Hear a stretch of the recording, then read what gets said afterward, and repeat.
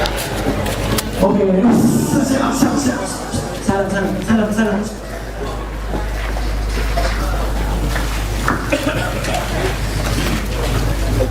Assalamualaikum.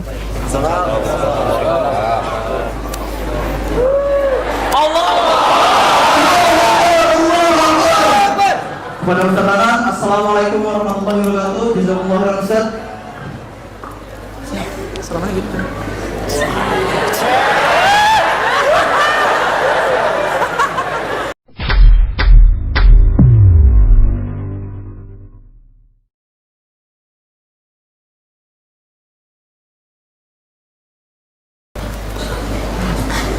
Bismillahirrahmanirrahim. Assalamualaikum warahmatullahi wabarakatuh. Alhamdulillah bisa bertemu dengan teman-teman jomblo fisabilillah dari Malang. Siapa yang pengen Ramadannya udah nggak sendiri? Mana nih? Yang pengen sahurnya berdua sama teman gitu. Tahu aja. Sama teman kos-kosan.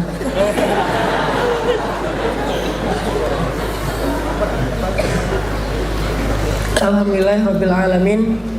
Hamdan katsiran thayyiban mubarakan fi kama yuhibbu rabbuna wa yarda. Asyhadu an la ilaha illallah wa asyhadu anna Muhammadan abduhu wa rasuluh. Allahumma shalli wa sallim wa barik ala sayyidina Muhammad wa ala alihi wa sahbihi ajma'in. Teman-teman yang dirahmati Allah Subhanahu wa taala, hari ini saya dikasih judul Move sesuai dengan nama gerakan kita di Malang. Move ini terjemahnya apa? Muslim Youth. Bahasa Inggris susah. Muslim Youth Volunteer Empowerment. Wah, berat ya. Susah ngapalnya nih. Sama. Ada versi Indonesianya? Gerak. Oh, gerak ya.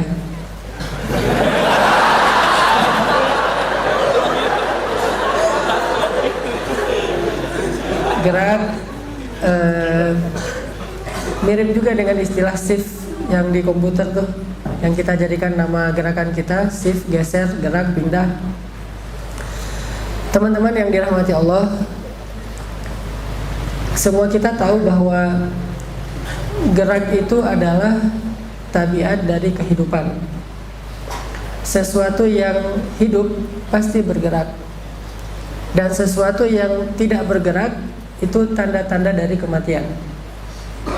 Sesuatu yang lumpuh menunjukkan kematian. Makanya dalam bahasa Arab itu ada istilah harokah dan sukun. Jadi bahasa Arab itu dalam, sama kayak bahasa Jawa, punya filosofinya. Ada istilah harokah, ada istilah sukun. Harokah itu kalau kita terjemahin artinya huruf yang hidup, dibaca, ada bunyinya. Sedangkan sukun huruf mati yang tidak dibaca atau tidak ada bunyi. Di situ artinya apa? Sesuatu yang hidup itu harokah, bergerak, move, hijrah, shift gitu. Sedangkan sesuatu yang mati tabiatnya sukun atau sakan, berhenti, diam, tidak bergerak. Itu berlaku dalam diri kita, dalam kehidupan kita, dan dalam agama kita. Kalau dalam diri kita, fisik kita tuh kalau jarang digerakin, lama-lama dia akan kaku. Kalau jarang main, lama-lama dia jadi kaku. Makin sering kita gerakin, makin dia lemas. Karena dia lemas, akhirnya dia sehat gitu. Aliran darahnya lancar, jantungnya berdetak bagus, akhirnya otaknya juga berpikirnya jernih. Belum lagi nanti secara biologis nanti mengeluarkan katanya kayak enzim endorfin gitu kan, enzim yang bikin kita lebih happy gitu gara-gara kita bergerak, olahraga, keringetan. Itu berlaku kepada fisik kita.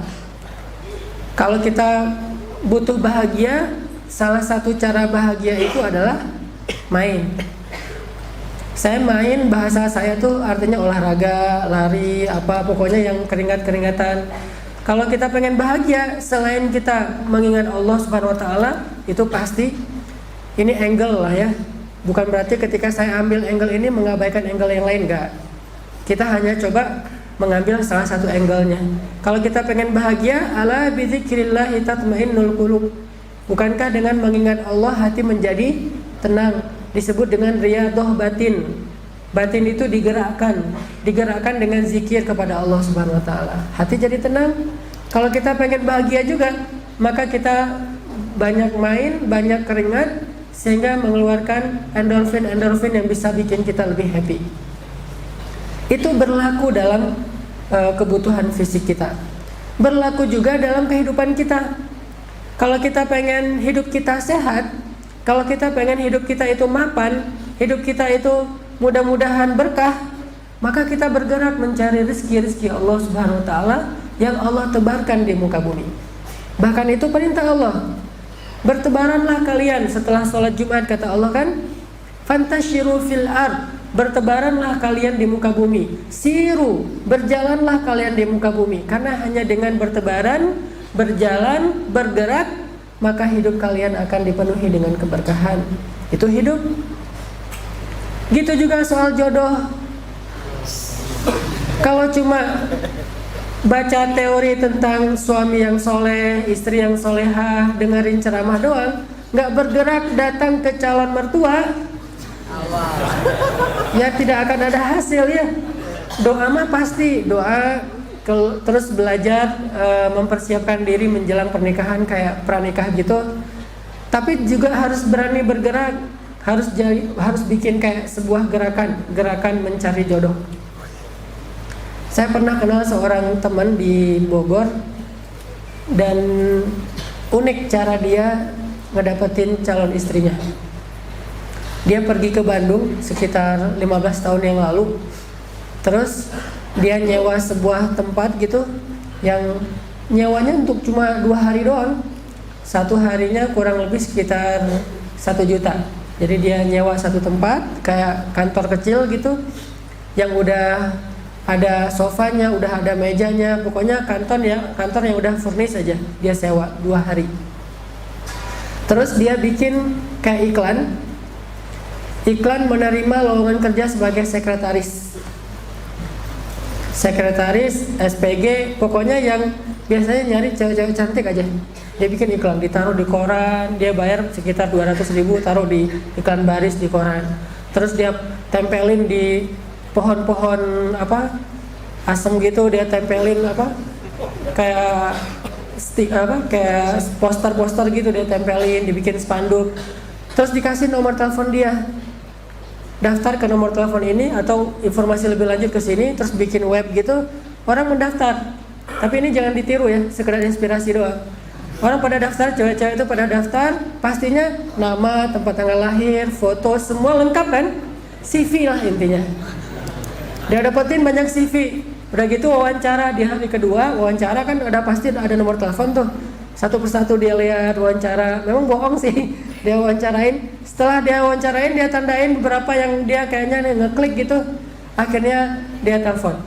Dari sekitar 60 orang yang daftar, salah satunya adalah yang sekarang jadi istrinya. Dia seleksi semuanya. Dia cerita itu, saya usil dulu Ustaz, agak-agak iseng gitu. Tapi iseng saya alhamdulillah bisa menemukan jodoh istri saya itu adalah yang paling cantik dari 60 orang yang mendaftar, kata dia.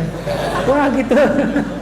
Akhirnya teman-teman yang dengar, oh boleh juga tuh Kang, kita pengen pakai cara kayak gitu. Kata dia, jangan, itu bohong ya.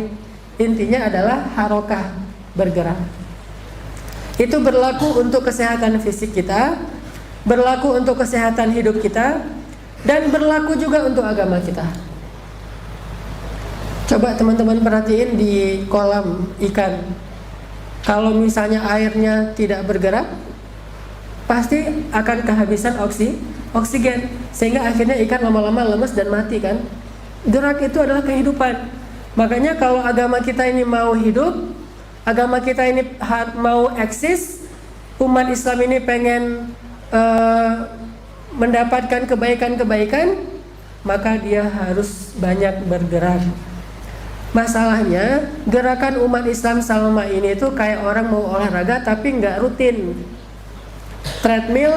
Sekali treadmill tuh sampai 10 kilo, tapi 2 bulan 3 bulan nggak treadmill, akhirnya cuma sakit badan doang kan, nggak menghasilkan apa-apa, nggak kebentuk gitu. Push up gitu, push up 20 kali sehari, besoknya selama sebulan nggak push up. Mending dia sehari 5 kali tapi rutin setiap hari selama berbulan-bulan atau bertahun-tahun, akhirnya kebentuk ototnya. Sama juga dengan olahraga-olahraga yang lain. Orang main sepeda gitu, main sepeda dia keliling kota sekali, udah gitu setahun berhenti, sepedanya sampai kempes sendiri karena nggak pernah dipakai, itu nggak akan ada hasil. Masalahnya umat Islam sekarang sekali bergerak itu kayak ramai gitu, udah gitu berhenti sekian lama. Contohnya apa? Bikin tabligh akbar pas Muharram, bikin tabligh akbar pas munggahan menjelang Ramadan, itu bagus. Cuman jangan hanya berhenti di dalam bentuk tabligh akbar doang. Sekali kita push up seolah-olah banyak kan, udah gitu berhenti sekian lama. Umat ini butuh gerakan yang rutin, butuh gerakan yang terus menerus, walaupun nggak besar, tetapi itu mudah-mudahan membentuk otot dan bisa membuat dia lebih sehat dan lebih bahagia. Dan itulah Islam, agama gerakan. Sejak awal Muhammad mendapatkan wahyu kemudian menjadi nabi, sejak saat itulah Rasulullah SAW membuat sebuah gerakan yang disebut dengan risalah Islamiyah, risalah Islam. Harus ada gerakan. Kita juga kayak gitu. Kalau kita pengen spiritual kita itu ngejos terus, iman kita naik, kita harus bikin program gerakan untuk spiritual kita masing-masing. Misalnya rutin seminggu sekali ngaji minimal. Udah gitu tahajud secara amaliyah yaumiyahnya, dailynya. Ada tahajud, ada duha, kemudian tilawah Al-Quran. Walaupun nggak nyaman, paksain aja. Sama kayak kita tadi olahraga, walaupun malas, paksain aja. Karena kalau nggak kita paksain, makin lama kita tinggalkan, makin sulit untuk memulainya kembali. Ada kata-kata dari ustadz saya itu bagus kayaknya. Beliau bilang, teruslah berbuat baik walaupun itu melelahkan, karena lelahnya akan hilang sedangkan pahalanya akan terus ada. Tinggalkanlah dosa, maksiat walaupun itu menyenangkan, karena kesenangannya akan hilang sedangkan dosanya akan terus ada. Jadi nggak apa-apa maksain diri untuk tetap tahajud, ke masjid, tilawah, duha, atau amalan-amalan lain untuk gerakan riyadhah pribadi kita. Terus saja paksain, nggak apa-apa kalau lelah, karena lelahnya akan hilang, tapi pahalanya, kebaikannya akan tetap ada.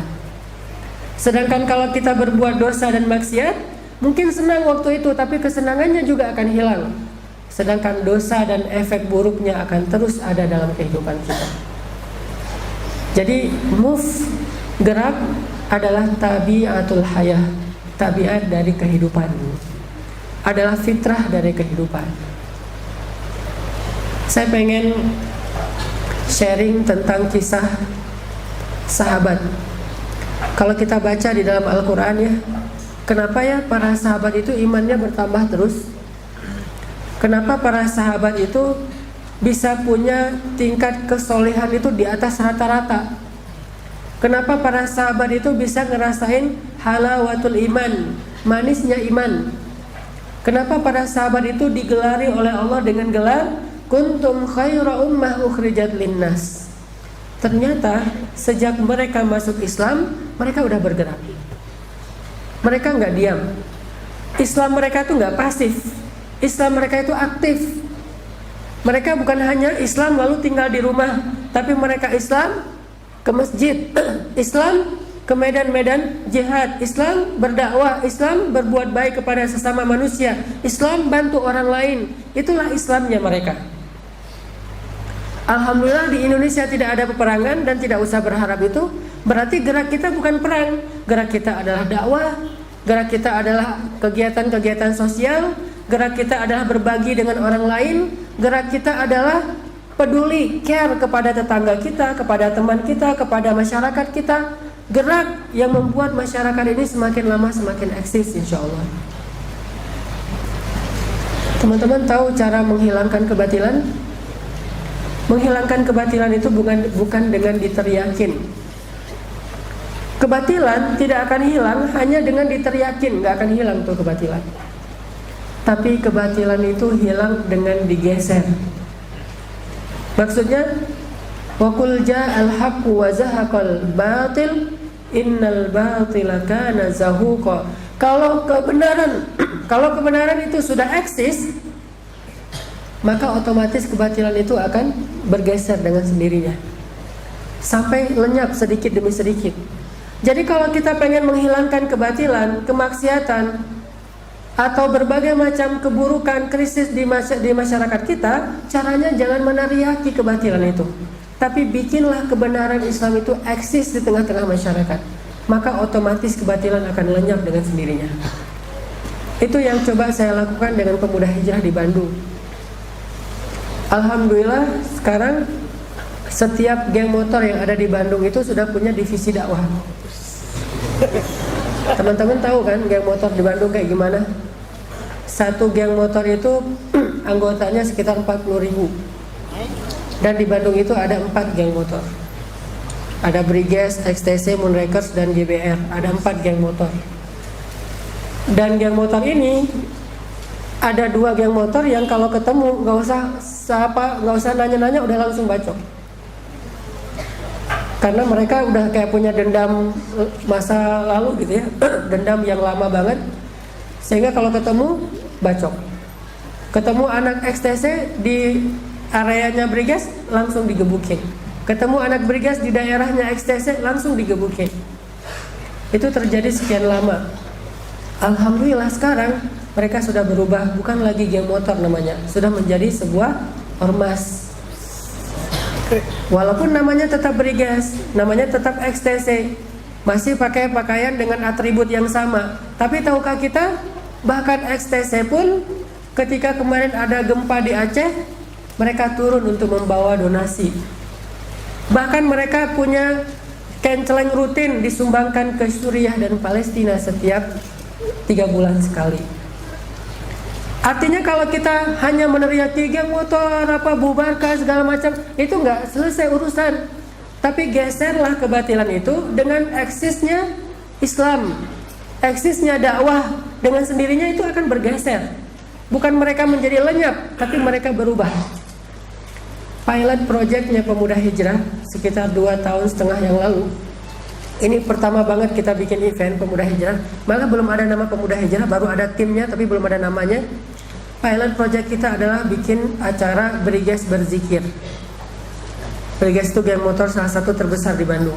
Briges berzikir. Alhamdulillah kita mendatangkan Ustadz Arifin Ilham, ngundang teman-teman Briges yang mengkreat kita, tapi semuanya pakai nama Briges, nggak ada nama pemuda hijrah sama sekali. Bahkan ketika masuk ke TV One, yang masuk itu Briges. Sengaja kita bikin settingannya tuh seolah-olah teman-teman benar-benar dari mereka untuk mereka. Cuman kita tetap support dari belakang. Jadi di dapur kita yang coba konsep dan kita coba bikin programnya. Alhamdulillah pas ada acara Briges berzikir itu yang datang teman-teman Briges sekitar 5.000. Tatuan, bahkan ada yang plus geng motor plus anak pang gitu kan, yang rambutnya gaya-gaya pang gitu. Terus kalau di anak-anak pang itu yang beberapa, walaupun nggak semuanya, ada yang kadang-kadang sengaja nggak mau mandi sekian lama, ada yang sebulan nggak mandi dan dia gaya gitu. Kalau makin lama nggak mandi itu makin disebut jagoan misalnya. Alhamdulillah pada datang nih sekitar 5.000 anak-anak teman-teman Briges ikut zikir. 2.000-nya masuk ke masjid, 3.000-nya nggak masuk, cuma di pelataran aja. Ketika ditanya kenapa nggak pada masuk, masjid masih kosong. Enggak, kita orang-orang kotor, masjid itu untuk orang-orang bersih. Lihat, kalau mereka paham, kalau mereka sadar, mereka bisa lebih soleh daripada kita. Justru orang yang merasa dirinya kotor itu lalu ingin membersihkan diri, itulah kekasih Allah SWT. Sedangkan orang yang Allah nggak suka, orang yang merasa dirinya bersih dan ingin orang lain menghargainya. Fala tuzakku anfusakum. Janganlah kalian menganggap diri kalian suci. Allah suka yuhibbul mutatahhirin. Allah suka kepada orang yang ingin membersihkan diri, bukan orang bersih. Allah nggak suka orang bersih karena tidak ada orang bersih di antara hamba-hambanya. Semua kita kotor. Yang Allah suka itu justru orang yang ingin membersihkan diri. Akhirnya ikut zikir nih. Kita sengaja undang Ustadz Arifin biar lebih mengena. Terus dalam zikir itu mereka nangis, alhamdulillah mereka jadi menghayati. Setelah beberapa lama, akhirnya yang motor lain pengen bikin juga XTC berzikir. Moonrakers berzikir.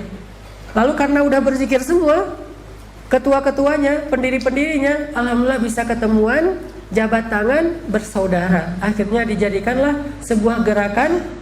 Teman-teman dari motor ini berhijrah bareng-bareng, bersaudara, yang dulunya bermusuh-musuhan sekarang menjadi ikhwanan, persis seperti kaum Ansor yang dulunya namanya Aus dan Khazraj sekarang menjadi Ansor. Wadhkuru ni'matallahi 'alaikum idh kuntum a'da'an fa'alafa baina qulubikum fa'asbahtum bini'matihi ikhwana. Kenapa bisa gitu? Karena ada gerakan. Tapi kalau gerakan ini hanya terkungkung di dalam masjid aja, dibatasi hanya di dalam ruangan-ruangan masjid, itu bukan gerakan. Itu hanya sebuah ritual. Kalau mau beralih dari ritual menjadi gerakan, keluarlah dari masjid. Ajak teman-teman kita bareng-bareng belajar Islam. Bukan berarti kita udah baik. Toh kalau mereka nanti hijrah, dapat hidayah, bisa jadi mereka lebih solih daripada kita yang mengajak mereka. Bukankah Umar dulu sebelum dapat hidayah parah kan? Umar itu bunuh orang. Mungkin kalau berzina enggak. Tapi kalau minum, membunuh, berantem, biasa bagi Umar. Kalau berzina, kalau syirik mungkin syiriknya bukan menyembah, hanya dia melegalkan aja. Yang bersih dari syirik itu Abu Bakar dan Ali. Dari awal juga nggak pernah syirik sama sekali, nggak pernah minum sama sekali. Walaupun belum ada Islam, Abu Bakar emang udah nggak senang minum. Tapi kalau Umar, Khalid kan emang lumayan parah tuh. Bisa dibilang jawaranya Mekah kan, dikit-dikit berani lo sama gua kan gitu. Umar tuh Khalid, nih lo lihat nih. Itu Umar banget tuh, itu Khalid banget. Orang kayak gitu kalau udah dapat hidayah, wah, kita nggak ada apa-apanya dibandingkan mereka. Lihat sekarang banyak beberapa orang yang masa lalunya tuh, kalau kita baca kisah-kisah masa lalunya tuh kayak orang ini kayaknya ahli neraka banget gitu ya. Tapi begitu dapat hidayah, jauh lebih soleh daripada kita, jauh lebih mencintai akhirat daripada kita. Sehingga jangan meremehkan orang lain. Jangan meremehkan orang yang saat ini mungkin kita lihat jauh dari masjid. Karena kita nggak boleh menghakimi seseorang, semuanya masih bisa berubah sebelum dia diwafatkan oleh Allah Subhanahu wa taala. Yang hari ini rajin di masjid, tidak menutup kemungkinan dia wafatnya dalam keadaan su'ul khatimah. Bukankah hadisnya kayak gitu? Yang hari ini berada di tempat-tempat maksiat, tidak menutup kemungkinan meninggalnya dalam keadaan mukmin, muslim, dan husnul khatimah. Dan juga hadisnya kayak gitu. Sehingga kita yang sudah berada di dalam masjid tetap harus khawatir. Bukan yang cuma di luar masjid yang khawatir, dalam masjid juga khawatir. Bisa aja hati kita berubah tiba-tiba. Coba diuji dengan sakit setahun, sabar nggak tuh? Sekarang kita sehat, alhamdulillah nih, beribadah enak, sholat enak. Diuji dengan sakit sedikit aja, ngeluh nggak kita tuh? Berobat ke dokter belum sembuh, terapi belum sembuh. Akhirnya ada teman kita ngodain bilang, tuh ada dukun yang kesana itu rata-rata cepet sembuhnya karena penyakitnya dipindahin ke hewan. Kegoda nggak sih? Kegoda lama-lama karena udah nggak tahan lagi dengan sakit. Akhirnya kita pergi ke sana dengan niat apa? Ya udah deh, saya tahu ini dosa, tapi insya Allah kalau udah sembuh saya pengen taubat. Kan itu paling pragmatis kan? Karena udah nggak tahan lagi dengan sakit, pergilah ke dukun. Sejak dia datang, satu langkah kaki dia menuju ke sana, 40 hari kemudian amalnya ditolak oleh Allah. Bagaimana kalau dia meninggal dalam 40 hari itu? Mati dalam keadaan syirik kan? Makanya jangan menjudge orang lain, karena kita juga belum tentu masuk surga. Yang udah dijamin masuk surga itu merekanya sudah semuanya udah pada wafat. Rasulullah, para sahabat yang dijamin masuk surga. Setelah mereka nggak ada lagi yang dapat jaminan termasuk kita. sehingga terus bergerak. Begitu juga di luar, kita terus bergerak mengajak mereka kepada Allah Subhanahu wa taala. Akhirnya sekarang Briges sudah punya divisi dakwah, XTC udah punya divisi dakwah. Bahkan masuk ke teman-teman dari Tarung. Di sana itu ada namanya BFC. BFC itu Bandung Fighting Club. Anak-anak yang dulunya suka berantem kemudian ditarbiyah oleh seorang teman namanya Kang Edwin. Edwin itu kayak Haji Lulungnya Bandung lah. Kalau di Jakarta ada Haji Lulung, kalau di Bandung tuh ada Edwin. Dia ngelatih mereka tarung yang lebih di atas ring lah ya, MMA gitu. Latih Wing Chun, latih Muay Thai, latih segala macam. Udah gitu tarungnya di atas ring, terus dididik ilmu agamanya. Kemarin terakhir saya nonton langsung pertarungan duel antara petarung BFC Bandung melawan petarung dari Filipina dan Amerika. 3 partai. 2 dari Filipina, 1 dari Amerika. Lawan petarung dari BFC. Pas Amerika tuh saya teriak-teriak, habisin, habisin. Jadi baper gitu ininya. Pas dia lagi digebukin, saya la haula wala quwata illa billah, la haula wala quwata illa billah. Pas dia lagi datang, oh habisin gitu-gitu. Jadi hilang sifat ustadznya gitu ya, ke bawah. Ngelihat duel BF dan itu resmi legal gitu. Alhamdulillah dari 3 partai, 3-tiganya dimenangkan oleh BFC, menang KO lah gitu. Bahkan salah satu petarung Filipina patah tangannya. Karena pas dikunci dia nggak nyerah-nyerah sampai patah baru dia nyerah. Yang dari Amerika partai terakhir itu yang paling berat karena lawannya lebih besar daripada orang Indonesia kan. Nah, itu luar biasa. Yang luar biasanya lagi apa teman-teman? Spanduknya itu adalah Save Rohingya. Jadi ada kampanyenya. Dan setiap kali mereka menang, mereka selebrasi dengan mengibarkan 2 bendera, bendera Indonesia dan bendera Palestina. Mereka cium 2 bendera ini, satu bendera negerinya sendiri, satu lagi bendera saudaranya, yaitu Indonesia dan Palestina. Ada campaign yang luar biasa. Yang dulunya tarungnya di pasar, di terminal, di jalan-jalan, sekarang tarung di atas ring, karena emang itu bakatnya. Disuruh berhenti nggak bisa. Kalau berhenti bagi dia tuh sama aja dengan disuruh bunuh aja, mending dibunuh aja daripada disuruh berhenti bertarung. Pas saya coba ajak ke masjid sekali-kali sharing pengalaman, dia berdiri di depan, dia cerita, kata dia, aduh saya gemetar gini, saya nggak bisa ngomong, mending saya tarung aja deh daripada ngomong di depan orang gitu. Jadi emang bakatnya tarung, kayak Umar, Khalid kan tarung aja kerjaannya tuh. Sekali menang Umar, sekali menang Khalid, itu kan 2 orang tuh nggak pernah ada yang dominan. Pasti gantian, kalau nggak Umar yang menang, Khalid, gantian aja tuh berdua. Tapi selebrasinya mengibarkan bendera Indonesia dan mengibarkan bendera Palestina. Gitu juga teman-teman Persib. Ini Malang. Bahaya. Setengah dari pemain Persib itu udah ngaji. Pelan-pelan ya ngomongnya.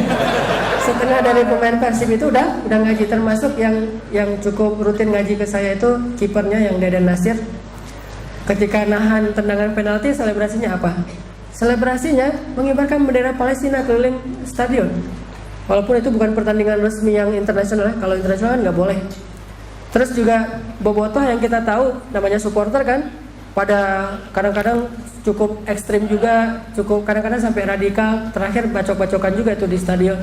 Nah, pas udah karena idola-idola mereka ngibarin bendera Palestina, ngibarin bendera Indonesia, menyanyikan lagu Indonesia Raya, akhirnya mereka juga jadi ke bawah gitu. Gimana idola kan? Akhirnya selebrasi pas gol itu bobotoh pada bawa bendera Palestina, nggak pakai baju, pakai celana pendek, ini tatoan semua, tapi yang dikibarin bendera Palestina. Kampanyenya kayak gitu, pelan-pelan. Dan itu gerakan namanya. Alhamdulillah sekarang teman-teman di Bandung itu ada lagi tambahin gerakan namanya MIM. MIM itu kayak semacam gerakan bikin masjid keliling dengan mobil gitu. Nah, setiap pertandingan Persib di Bandung, di stadionnya, di sebelah stadion kita nyediain masjid atau musola yang terbuat dari mobil portable gitu, terbuka, jadi bisa bongkar pasang, ada tempat wudhunya juga. Sehingga kalau tandingnya di kandang, selalu kita lobby nih, usahain jangan pas mepet waktu sholat. Kalau bisa waktu sholat itu break, minimal waktu maghrib. Kalau isya mungkin masih panjang lah ya, nggak bisa dipaksain. Kalau maghrib break dulu deh. Jadi pas 45 menit pertama azan. Sehingga mereka pada keluar, nggak perlu khawatir tiketnya, keluar sholat dulu gantian di masjid kita, akhirnya masuk lagi nonton. Dan yang luar biasanya Panglima Bobotoh itu berarti pemimpinnya supporter, kan ada organisasi Bobotohnya, ada organisasi klubnya kan. Nah Panglima Bobotohnya juga udah ngaji. Karena dia udah ngaji, akhirnya dia ngebimbing pasukannya yang jumlahnya ratusan ribu itu satu stadion, sebelum bertanding baca Al-Fatihah serentak satu stadion. Bayangin satu stadion baca Al-Fatihah, Bismillahirrahmanirrahim, itu semua tuh serentak. Baru setelah mereka baca Al-Fatihah, mereka nyanyiin lagu Indonesia Raya. Jadi fair banget gitu. Islam, kebangsaan, cinta tanah air, cinta agama, cinta Allah, cinta negara, itu pas gitu. Satu paket. Lalu mereka nyanyikan lagu Indonesia Raya, mereka ditanamkan juga nilai-nilai sportivitas. Itu dakwah, itu gerakan namanya. Dan itu nggak mungkin kalau kita hanya membatasi diri dengan acara-acara di dalam masjid saja. Harus nyebar. Apalagi teman-teman di sini saya yakin pasti ada yang punya masa lalu dengan komunitas. Jangan tinggalkan komunitas kita. Justru masa lalu kita itu modal kita buat dakwahin kepada teman-teman kita di komunitas masing-masing. Di sini mungkin ada anak motor, anak Vespa, anak main apa gitu, kayak anak skate misalnya, anak BMX, anak komunitas apapun. Jangan tinggalkan, termasuk anak musik, anak band. Jangan tinggalkan komunitas kita, tapi jadikan masa lalu dan pengalaman kita itu sebagai modal dakwah untuk mereka, sehingga Islam ini bergerak terus. Makanya saya bilang, bagi saya dakwah di anak muda itu bukan taklim. Taklim itu hanya salah satu salah satu elemennya, bukan satu-satunya. Taklim itu bahkan hanya salah satu program kecilnya. Yang lebih besarnya itu adalah kita harus nyebar. Kita harus share your happiness, berbagi kebahagiaan duduk dalam masjid itu ke teman-teman yang lain. Mungkin selama ini mereka taunya happy itu kalau duduk di kafe. Walaupun happy juga sih di kafe, Mas. Happy itu kalau main di tempat-tempat main kayak di skatepark. Walaupun saya juga kalau udah di tempat main ya lupa diri juga. Kayak misalnya saya senang main di air. Kalau nggak sempat nyari ombak yang jauh, karena kalau untuk nyari ombak itu di Bandung butuh perjalanan 7 jam di Batu Karas. Dan itu juga harus baca forecast dulu, ombaknya lagi bagus nggak. Nah kalau nggak bisa 7 jam ke Batu Karas, ya udah nyari ombaknya di danau aja dekat Bandung, cuma setengah jam perjalanan, main kayak ditarik sama boot gitu-gitu. Main seru sih, happy gitu, muncul endorfin, jadi lupa gitu dengan masalah-masalah. Jadi kalau misalnya lagi galau, cari ombak yang paling besar, minta digulung gitu kan. Ombak gulung saya dong gitu kan ya. Kenapa minta digulung? Karena lagi galau berat, nggak bisa move on. Apalagi harus ngepoin IG-nya mantan, kan berat banget tuh. Nih dia udah berdua, dia udah punya anak, udah kemana-mana, udah jalan-jalan ke Seoul gitu, udah foto-foto gini-gini. Misalkan kan makin bikin kita panas tuh. Mending kita olahraga aja deh, daripada loncat dari jembatan, daripada bunuh diri kan, mending kita olahraga ke masjid. Ternyata orang-orang di luar sana mungkin mereka nggak tahu bahwa ternyata happiness itu juga bisa didapetin di masjid. Bahwa ternyata masjid itu juga seru. Ketemu teman, buka puasa bareng di hari Senin dan Kamis itu juga seru gitu. Nah kita pengen share happiness ini kepada teman-teman. Dan itu nggak bisa kita lakukan kalau kita hanya membatasi diri di dalam masjid. Pulang dari masjid ke rumah, udah itu aja. Nggak bergaul dengan masyarakat, nggak bergaul dengan tetangga, nggak bergaul lagi dengan geng-geng kita di masa lalu. Nggak akan jalan dakwah, itu bukan gerakan. Makanya Nabi SAW itu dakwahnya bukan hanya tabligh akbar, bukan hanya taklim, walaupun tetap ada taklimnya. Coba teman-teman perhatiin hadis-hadis Nabi tentang ceramah. Panjang nggak ceramah Nabi? Saya belum pernah menemukan hadis Nabi, mungkin ada tuh, cuman saya aja yang terbatas. Belum pernah nemuin ada hadis Nabi yang kalau kita baca sejam baru selesai. Ada nggak hadis Nabi yang 1 juz gitu panjangnya? Nggak ada kan? Rata-rata hadis Nabi itu dibaca 5 menit juga selesai paling lama. Bahkan banyak hadis yang cuma setengah menit selesai dibaca. Artinya Nabi itu kalau ceramah nggak pernah panjang. Nabi berdiri di atas mimbar, wahai kaum muslimin, wahai orang-orang yang beriman, maukah kalian aku beritahu siapa orang yang paling bahagia? Kata sahabat, siapa ya Rasulullah? orang yang paling bahagia adalah orang yang mukmin, taqi, khafi, ghani. Assalamualaikum warahmatullahi wabarakatuh. Udah selesai ceramah. Segitu doang coba. Tapi pas kita terjemahin, mukmin itu panjang satu buku. Taqi jadi satu buku, ghani satu buku, khafi satu buku. Jadi 4 jilid buku tuh dengan ceramah Nabi yang cuma 1 menit. Bahkan di dalam kitab Riyadhus Shalihin, kalau kita baca tuh kitab Imam An-Nawawi, ada satu bab judulnya apa? Anjuran untuk menyederhanakan nasihat. Jadi kalau ngasih nasihat itu jangan panjang-panjang. Kalau kasih ceramah jangan panjang-panjang. Sebetulnya tuh saya nggak suka ceramah panjang-panjang. Cuman sering diprotes, Ustadz ceramahnya kok cuma 45 menit? Hah? 45 menit? Dianggap pendek, harusnya 2 jam katanya. Coba bayangin kalau kita ikut sunnah Nabi ceramahnya. Saya datang nih, Assalamualaikum, Waalaikumsalam. Maukah saya beritahu siapakah orang yang paling dicintai Allah? Terus teman-teman bilang, siapa ya Ustadz? Orang yang paling dicintai Allah adalah orang yang paling baik akhlaknya kepada keluarga dan kepada tetangga. Waalaikumsalam warahmatullahi wabarakatuh. Selesai tabligh akbarnya. Kayak gitu tuh tabligh akbar Nabi. Terus hadis-hadis yang banyak itu dikumpulin dari mana? Bukan dari ceramah. Kalau teman-teman dengar booster saya di IG itu atau dari YouTube, itu berasal dari ceramah. Nabi mah boosternya bukan dari ceramah. Booster Sahih Bukhari, booster Sahih Muslim itu diambil bukan dari potongan ceramah Nabi, itu dari kehidupan sehari-harinya Nabi SAW. Artinya sahabat itu belajar ke Nabi bukan hanya di dalam majelis taklim. Sahabat itu belajar bersama Nabi itu di rumah beliau, di dalam masjid, di perjalanan, di padang pasir. Jadi lagi touring juga belajar. Karena by the way Nabi itu senang touring loh. Nabi itu senang off-road. Salah satu gunung yang Nabi suka off-road itu apa? Gunung Uhud. Dan Nabi kalau lagi touring pasti pakainya moge, onta maksudnya. Jangan ngeremehin. Tahu nggak berapa harga satu onta? Onta itu harganya paling murah, yang onta biasa nih ya, 500 juta. Dan onta Nabi itu, yang Qaswa itu harganya minimal 2 miliar. Jadi benar-benar moge itu teh. Moge kita berapa harganya? 1 miliar. Masih kalah sama ontanya Nabi. Dan onta di Arab yang dipakai untuk keluar negeri disebut dengan onta rohilah. Onta rohilah itu harganya 100 onta yang lain. Kalau onta yang lain harganya 40 juta, ini 100 kali lipatnya.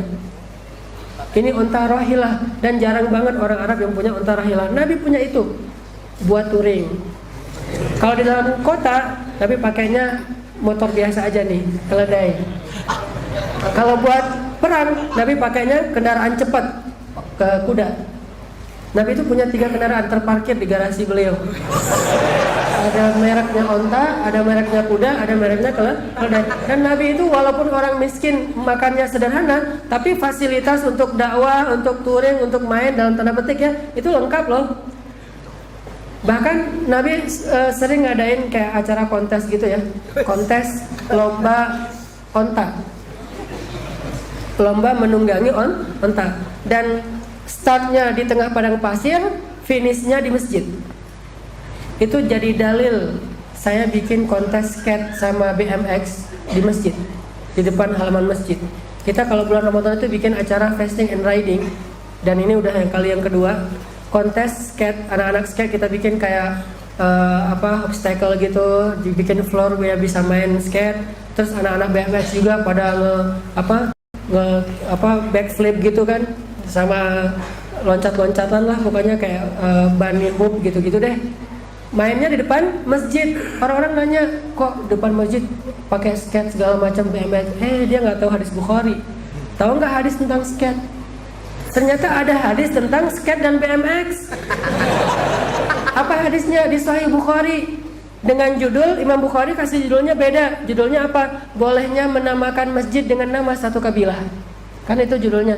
Judul ini dari Imam Bukhari. Sedangkan teks hadisnya, Nabi pernah ngadain kayak kontes lomba naik onta dari satu titik di tengah padang pasir, finishnya di masjid kabilah Fulan. Bayangin suasana finish kira-kira gimana? Kalem atau rame? Pas orang datang rame-rame gitu, pemain penunggang onta yang nunggu gini-gini aja. Ada kopi nggak? Males dengan nggak gitu kan? Pasti heboh tuh, rame-rame teriak-teriak, ayo duluan gitu-gitu kan? Namanya depan masjid. ngadainnya di depan masjid, dan itu finish loh, pasti heboh banget. Sehingga siapa yang duluan sampai ke masjid itu dialah pemenangnya. Biasanya juara kontes onta ini yang sering dimenangin oleh anaknya Umar, Abdullah bin Umar. Dia penunggang onta yang terkenal di antara sahabat, sekaligus sniper juga. Kan Abdullah bin Umar itu pemanah yang luar biasa ya. Yang ngelindungin Khalid kalau lagi perang itu Abdullah loh. Dia di belakang, Khalid kalau udah berperang itu kayak lupa diri tuh, ke depan sendiri di tengah-tengah musuh. Nah, yang lindungin Khalid siapa? Abdullah dari kejauhan. Jarak berapa ratus meter tuh panahnya Abdullah bisa kena tepat sasaran. Mata ya mata, mulut bener-bener itu Abdullah bin Umar. Dia mana sambil naik onta. Naik kuda masih mending, agak-agak stabil. Naik onta bayangin, onta lari sama kuda lari beda loh. Kalau kuda lari itu masih bisa gitu, masih kalau kelihatannya segitu ya. Saya pernah belajar kuda walaupun nggak jago, tapi masih gini ngimbanginnya. Tapi kalau onta tuh nggak bisa. Saya naik onta, dia jalan cepat dikit udah mau langsung loncat ke bawah, karena daripada jatuh kan malu-maluin mending loncat sosok gaya gitu. Kenapa Ustadz loncat? Males di atas sini. Udah deg-deg gitu, udah nggak ini. Artinya bayangin finishnya itu di masjid. Dan itu dalil bahwa di masjid itu boleh dipakai untuk mainnya anak-anak muda selama tidak berlebihan. Termasuk Nabi pernah bikin kayak festival di depan masjid. Bukan bikin, menonton acara festival. Waktu itu kalau nggak salah orang-orang budak Habasyah lagi bikin acara Habasyah Fest. Lagi bikin acara Habasyah Fest. Jadi ini kalau diterjemahkan ke bahasa kitanya nih, Habasyah Fest. Kenapa bikin acara Habasyah Fest? Soalnya hari itu tuh hari lahirnya negeri Habasyah. Jadi kayak ulang tahun kota gitu. Ulang tahun kota Malang bikin Malang Fest gitu ya. Ulang tahun Bandung bikin Bandung Fest. Yang terakhir kemarin kalau nggak salah Bogor Fest. Nah, ini lagi ulang tahun kota Habasyah. Nah, semua para pekerja Habasyah yang lagi di Madinah ikut merayakan ulang tahun kota mereka dengan mengadakan acara kayak festival gitu, Habasyah Fest. Sehingga beberapa budak-budak Habasyah itu bikin pertandingan MMA versi Habasyah. Jadi mix martial artnya, semuanya yang bertanding adalah budak-budak Habasyah. Ada kayak Wahsy gitu, orang-orang yang jago-jago berantem, naik ke atas ring. Nabi nonton bersama Aisyah. Itu hadisnya jelas loh, Bukhari. Tadi nonton bersama Aisyah menaruh dagunya kan di atas pundak Nabi gitu kan, gini kan. Jangan dibayangin ya. Nggak ada gunanya dibayangin, mending dipraktekin aja. Aisyah nonton bareng Nabi, taruh dagunya di atas pundak Nabi. Nonton orang berpedang gulat, kan bahasa dulu mah gulat, kalau sekarang mungkin lebih ke tarung lah ya. Gulat, pedang, terus mana, pokoknya festival aja. Ada yang jualan juga, ada yang kayak nari-nari sufi gitu, walaupun bukan sufi, tapi tarian-tarian pedang Habasyah gitu. Nabi nonton dengan Aisyah. Udah selesai lama nonton, Nabi nanya ke Aisyah, Aisyah udahan ya? Kata Aisyah, dia nggak ngomong sih, cuma gitu-gitu doang sambil manja gitu. Gitu. Oh belum, artinya. Terus Nabi udah nonton lagi. Sampai 3 kali Nabi gitu masih gitu-gitu aja. Sampai yang ketiga Nabi maksain, ya udah pulang aja. Pas udah pulang, kan hadisnya kayak gitu.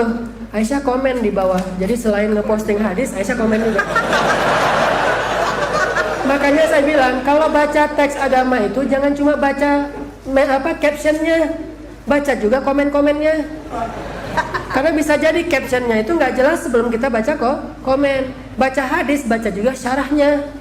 Kalau cuma baca teksnya doang, captionnya doang, kita jadi salah paham. Hadisnya sahih, pemahamannya yang dhaif. Jadi bukan hadisnya dhaif, hadisnya sahih, cuma pemahamannya dhaif. Kayak kata Ali bin Abi Thalib, kalimatul haq urida bihal batil. Kalimatnya benar tapi dipahaminya batil. Nah, Aisyah mengkomentari nih, komen terhadap teks tadi ketika dia sama Nabi nonton acara kayak tadi tuh. Udah selesai pulang, Aisyah komen, sebetulnya saya tuh nggak menikmati pertandingan itu loh, kata Aisyah. Saya tuh nggak menikmati orang-orang lagi tarung gitu. Apaan sih buat saya, buat cewek kan males banget nonton gitu. Mending window shopping kan. Mending saya ngelihat Hermes lagi diskon gak sih gitu kan. Saya mah nggak menikmati pertandingan, kata Aisyah. Tapi saya lagi pengen nunjukin ke orang-orang gimana mesranya saya dengan Rasulullah. Jadi Aisyah tuh punya niat sendiri gitu, punya modusnya Aisyah pengen nunjukin gua tuh mesra banget loh sama Rasulullah. Sehingga Aisyah sengaja ngeposting kemesraannya sama Rasulullah. Terus like-nya banyak lagi tuh. Wah, Aisyah keren ya sama Rasulullah. Banyak yang baper komennya, pengen gitu. Banyak yang nunjukin ke temannya, mention, lo lihat nih siapa gitu. Jadilah viral, rame, di repost.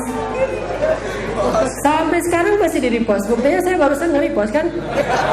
Sampai sekarang di repost terus tuh berita. Karena saking luar biasanya keluarga Nabi. Tapi pelajaran lainnya adalah Nabi itu juga nonton acara festival. Dan itu merayakan hari jadi atau ulang tahunnya suatu negeri. Sama kayak Nabi pulang ke rumah Aisyah, ngelihat Aisyah lagi sama seorang cewek anak kecil gitu nyanyi. Nah, perempuan ini bernyanyi di rumah Rasulullah. Masuk Abu Bakar marah-marah. Janganlah kamu menggunakan seruling setan di rumah Rasul, kata Abu Bakar. Kata Rasulullah, ya Abu Bakar, biarkan dia wahai Abu Bakar. Sesungguhnya hari ini adalah hari besarnya, hari rayanya kabilah dia, yaitu Bani Salamah kalau nggak salah. Bani Salamah itu lagi ngerayain hari jadi, kayak hari ulang tahun gitu, dengan cara makan-makan gitu. Dan anak kecil sih, bukan orang dewasa, bukan ABG ya. Anak kecilnya nyanyi. Kalau anak kecil nyanyi kan masih jadi hiburan ya. Anak kecilnya nyanyi kayak nyanyi padamu negeri gitu-gitu. Pas hari jadinya. Dan Nabi membiarkan itu. Ini menunjukkan bahwa ternyata dakwah Nabi itu bukan hanya soal bikin taklim, bukan hanya di dalam masjid, tapi dakwah Nabi juga itu adalah luas banget, sampai kemana-mana, ke komunitas-komunitas, lintas komunitas itu juga dakwah. Gitu juga kita. Jadi coba belajar menikmati Islam itu bukan hanya dengan cara ikut taklim, tapi juga dengan cara ngajak orang ke taklim. Abu Bakar tuh kenapa jadi orang yang paling dicintai Allah? Karena banyak orang yang dapat hidayah itu lewat Abu Bakar. Kalau mau adu ibadah mah mungkin ya 11-12 lah ya. Ada yang jago-jago ibadah di antara sahabat kan, ada Abdullah bin Zubair. Tahu Abdullah bin Zubair? Yang kalau dia sholat merpati hinggap di atas kepalanya. Siapa di antara kita yang sholat sampai merpati hinggap di atas kepala? Pasti nggak ada kan? Saya juga nggak pernah. Orang baru lalat hinggap aja udah kita agak-agak bingung kan? Aduh banyak lalat, aduh banyak nyamuk kan? Udah gini-gini karena digigit nyamuk. Abdullah bin Zubair sholat duha itu di depan masjid, bukan di dalam masjid. Dia sholat itu di tempat terbuka, pengen sholat duha beratapkan langit. Dan saking lamanya berdiri dan nggak bergerak, sampai merpati itu jadi salah paham. Dikira sama merpati itu nih kayaknya kayak patung gitu. Ya udah kita bikin sarang aja deh di atasnya. Datang merpati. Walaupun merpati awalnya agak-agak curiga gitu kan, ini orang atau patung ya. Mulai datang di sekeliling Abdullah, pura-pura nyari kayak biji-bijian gitu sambil ngelirik-ngelirik. Masih nggak gerak juga nih ternyata. Lama-lama merpatinya mulai trust gitu. Kalau tadi kan cuma interest doang, itu ada patung ya? Enggak, manusia, patung, manusia. Jadi ikhtilaf di antara merpati gitu. Akhirnya mereka buktiin, datang di sekeliling Abdullah, pas ngeliat, iya ya kayaknya patung, tapi kok mirip banget ya manusia. Udah kita coba aja naik ke atas kepalanya, kalau dia gerak baru kita terbang. Udah gitu naik ke atas kepala, enggak gerak sama sekali. Sampai merpati itu rame di atas kepalanya Abdullah, banyak tuh. Jadi mereka kayak mau cliff dive gitu, loncat gitu. Lagi kayak apa itu namanya teh? Yang pakai flying fox gitu.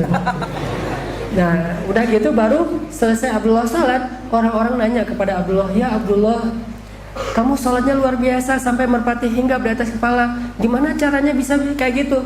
Apa jawaban Abdullah? Merpati yang mana ya? Dia nggak tahu kalau ada merpati di atas kepalanya saking khusyuknya. Coba bayangin, saya nggak tahu tadi ada merpati yang mana ya? Gitu banget coba. Kita baru aja lewat satu nyamuk, aduh, nggak pakai software tadi ini, nggak pakai autan atau apalah. Itu baru nyamuk doang, dia merpati nggak tahu merpati yang mana ya. Kalau mau adu ibadah, mungkin ada Abdullah bin Zubair yang ibadahnya luar biasa. Mau zikir, ada adiknya Abdullah, yaitu Urwah bin Zubair yang dipotong amputasi kakinya itu dengan cara berzikir, nggak dibius, dikasih khamar. Ini buat apa? Biar kamu nggak sadar. Nggak mau saya pakai khamar kalau menghilangkan sakit. Akhirnya mau dibius. Ya udah kamu hirup ini. Buat apa? Biar kamu pingsan. Kamu tahu nggak, kata Zubair, sakit itu kifarat dosa. Kalau saya pingsan nggak ngerasain sakit, terus gimana dosa saya akan dihapus oleh Allah? Nggak mau saya kayak gitu. Jadi kamu mau sakit aja biar Allah kifarat dosa saya. Itu bukan sakit biasa loh, itu dipotong loh. Iya, biar makin besar, makin parah sakitnya, makin besar dosa yang diampuni, kata kata Urwah bin Zubair. Ya udah, datangin laki-laki, pegangin tangan Urwah. Ini buat apa nih pegangin tangan gua nih? Biar kamu nggak meronta-ronta. Udah, nggak perlu gitu-gitu. Gua dipakein kayak gitu, kata dia. Terus maunya gimana? Udah, biarkan saya berzikir pada Allah. Jadi dengan berzikir akan lebih kuat menahan. Diiris dulu. Dokternya juga agak-agak nggak percaya gitu kan. Coba kulitnya dulu deh. Kulitnya diiris. Subhanallah, subhanallah, subhanallah. Diiris kulitnya, habis keliling. Sekarang dagingnya. Ganti pisau. Daging. La ilaha illallah, la ilaha illallah, la ilallah. Udah beres daging semuanya terkoyak. Yang terakhir tulang, pakai gergaji besi itu yang kecil. Itu suaranya aja bikin ngilu, coba. Tulang digergaji. La haula wala quwata illa billah. Apakah Urwah tidak merasakan kesakitan? Ngerasain. Cuman zikirnya lebih indah daripada rasa sakit. Jadi kalau mau ngaduin zikir, ada Urwah bin Zubair, tabi'in, bukan sahabat malah, nggak pernah ketemu Rasul. Dia lahir, Rasulullah udah wafat.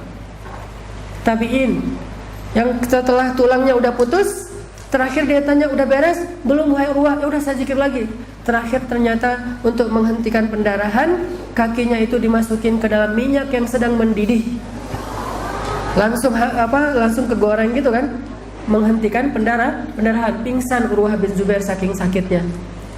Tapi dia ketahan sampai pingsan pun masih ketahan. Baru dia sadar, udah beres semuanya, udah diperban. Kemudian dia mengatakan, alhamdulillah, selama ini saya tidak pernah memakai kaki saya kecuali untuk menuju rumah Allah SWT. Jadi kalau mau bandingin ibadah, mungkin ada Urwah, ada Abdullah, ada banyak lagi nama-nama besar yang ahli ibadah. Yang ada seorang sahabat lagi sholat, dipanah 3 panahan, nggak ngerasakan. Baru dia batalkan sholatnya, gara-gara pemanahnya itu pengen membunuh kaum muslimin, baru dia membatalkan. Kalau nggak, dia nggak akan batalin. Terus kenapa Abu Bakar paling mulia? Karena Abu Bakar di tangannya banyak orang yang dapat hidayah.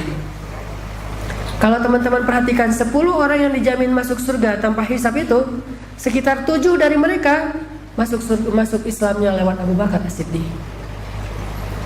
7 dari 10 itu. Cuman Umar dan Ali doang yang bukan.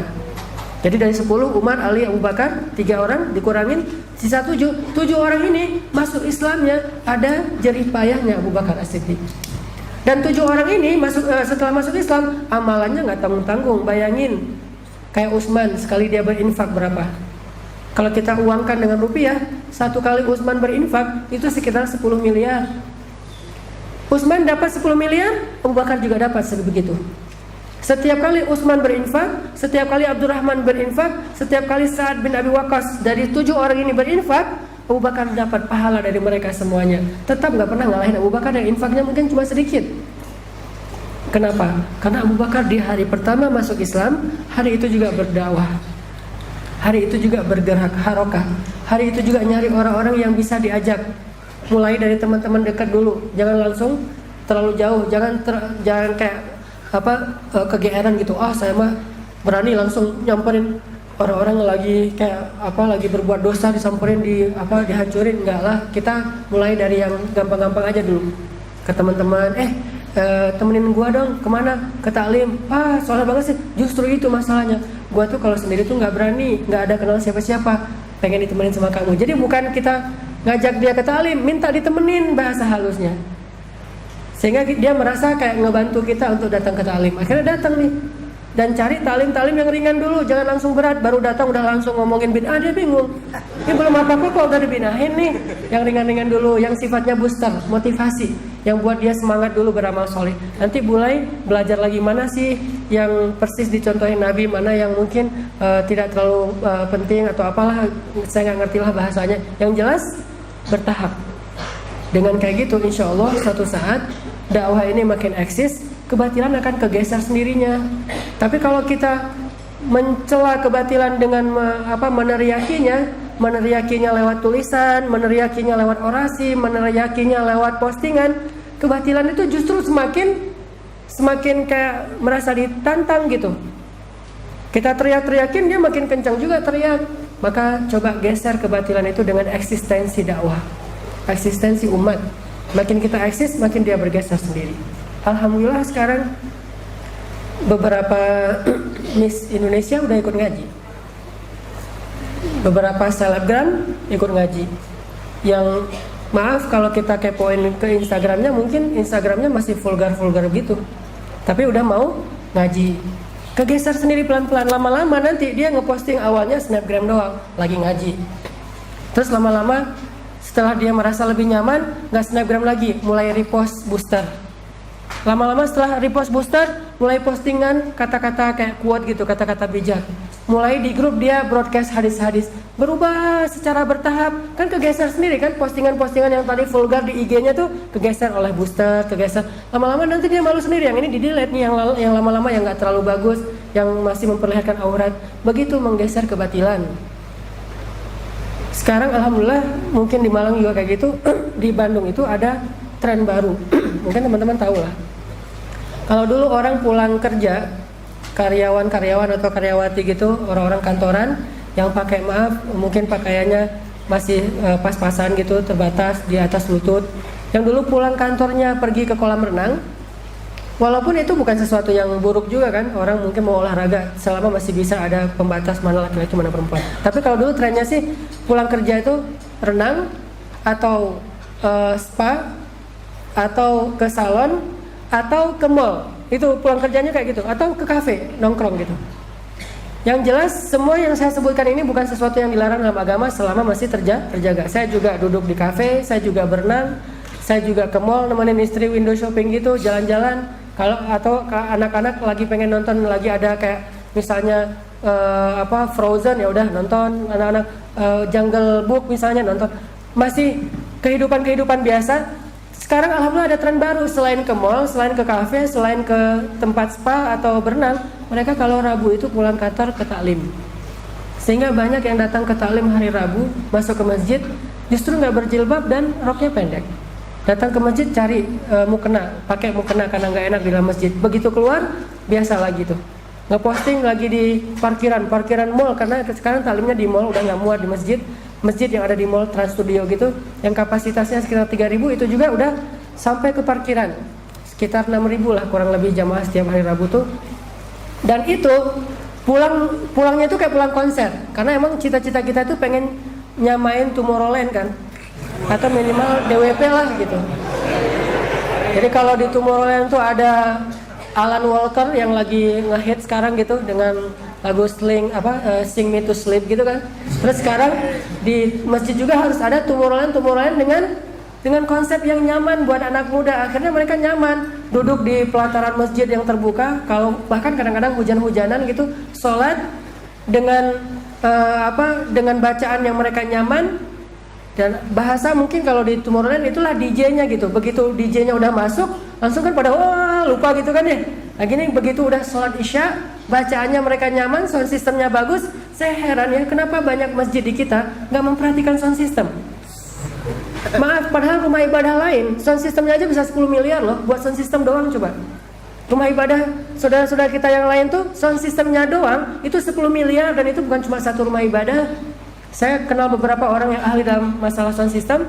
Dia katanya lagi kayak masangin sound system di beberapa tempat rumah ibadah lain selain masjid.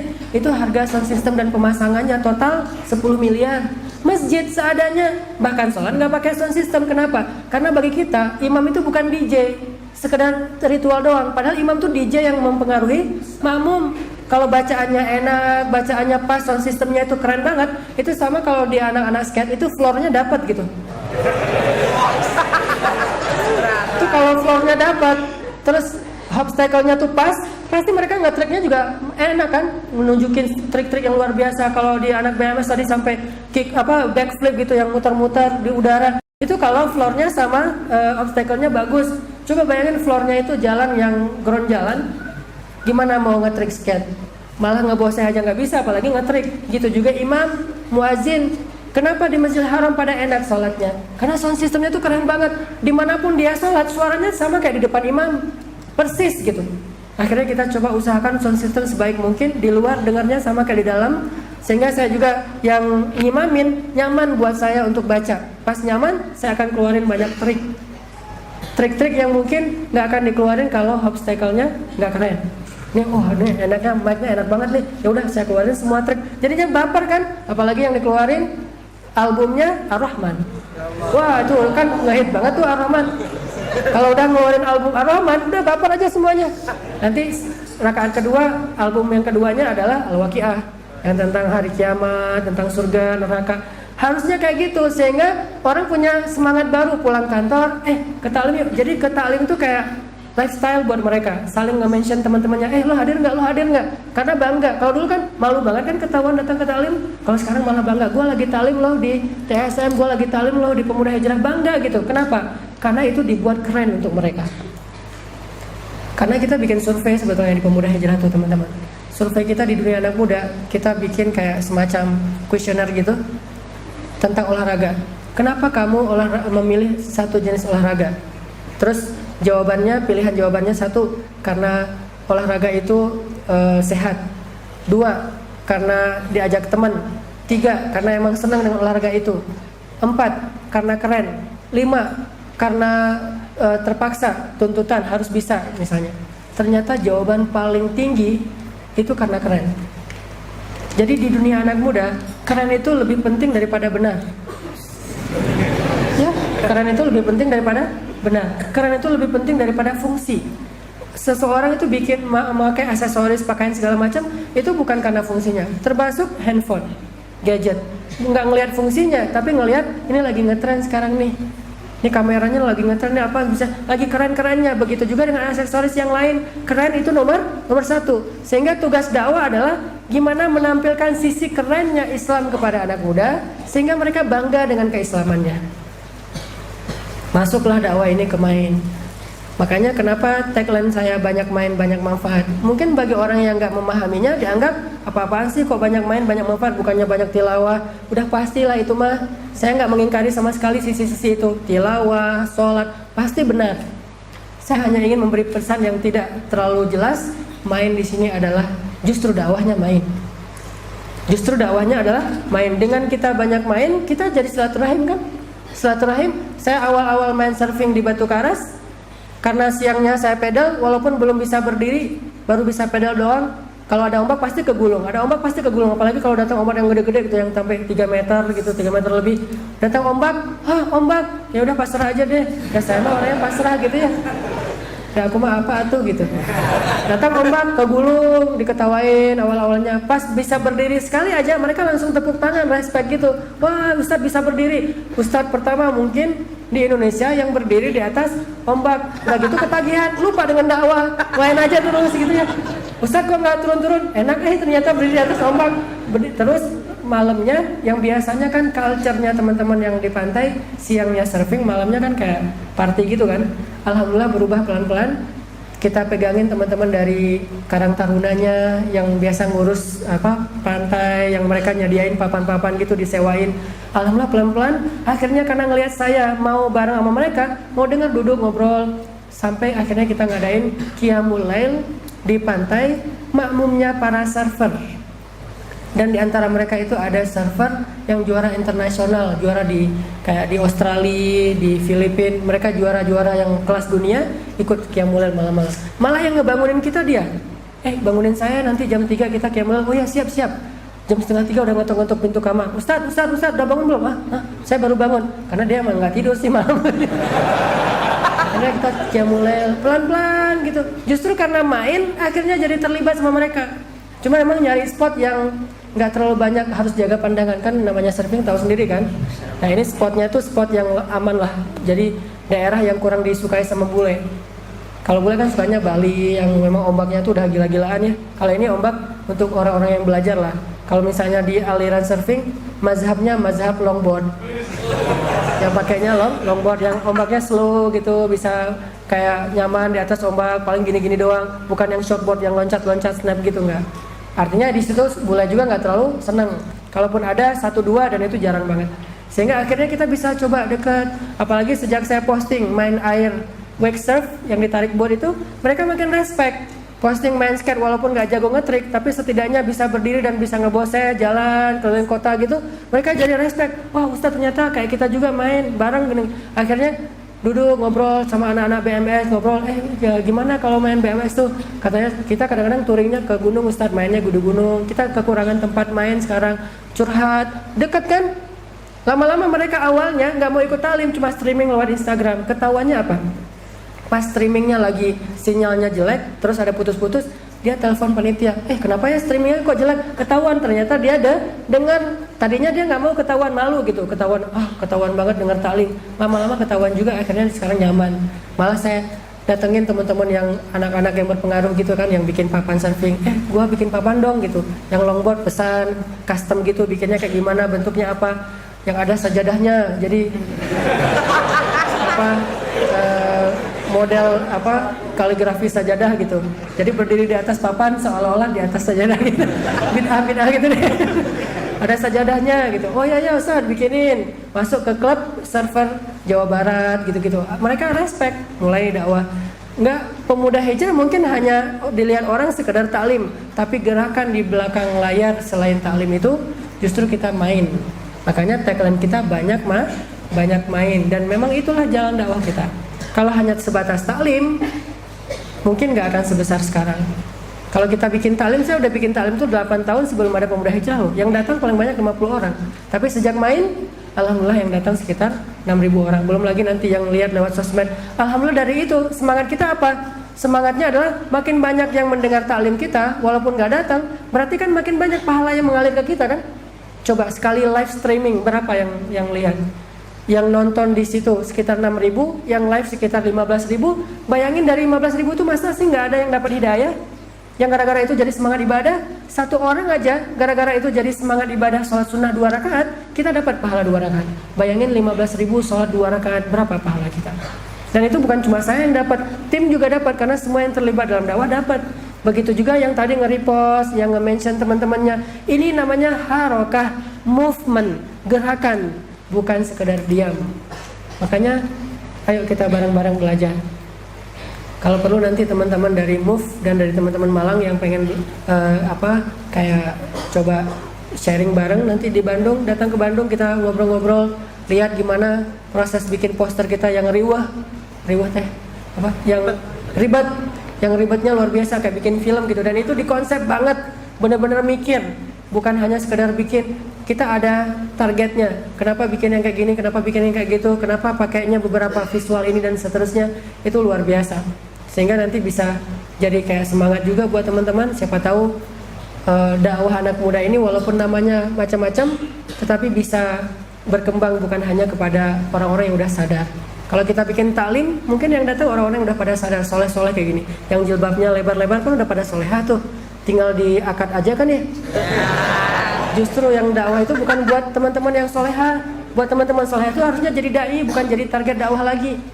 Teman-teman yang sekarang ada di atas, yang jilbabnya udah pada lebar, itu jangan lagi jadi target dakwah, harusnya jadi pelaku dakwah. Target dakwah itu yang gak kenal jilbab. Bahkan ada kasus di kita tuh, ada satu lucu. Dia datang sama suaminya pemain skateboard. Datang taklim saya, istrinya nggak mau pakai jilbab.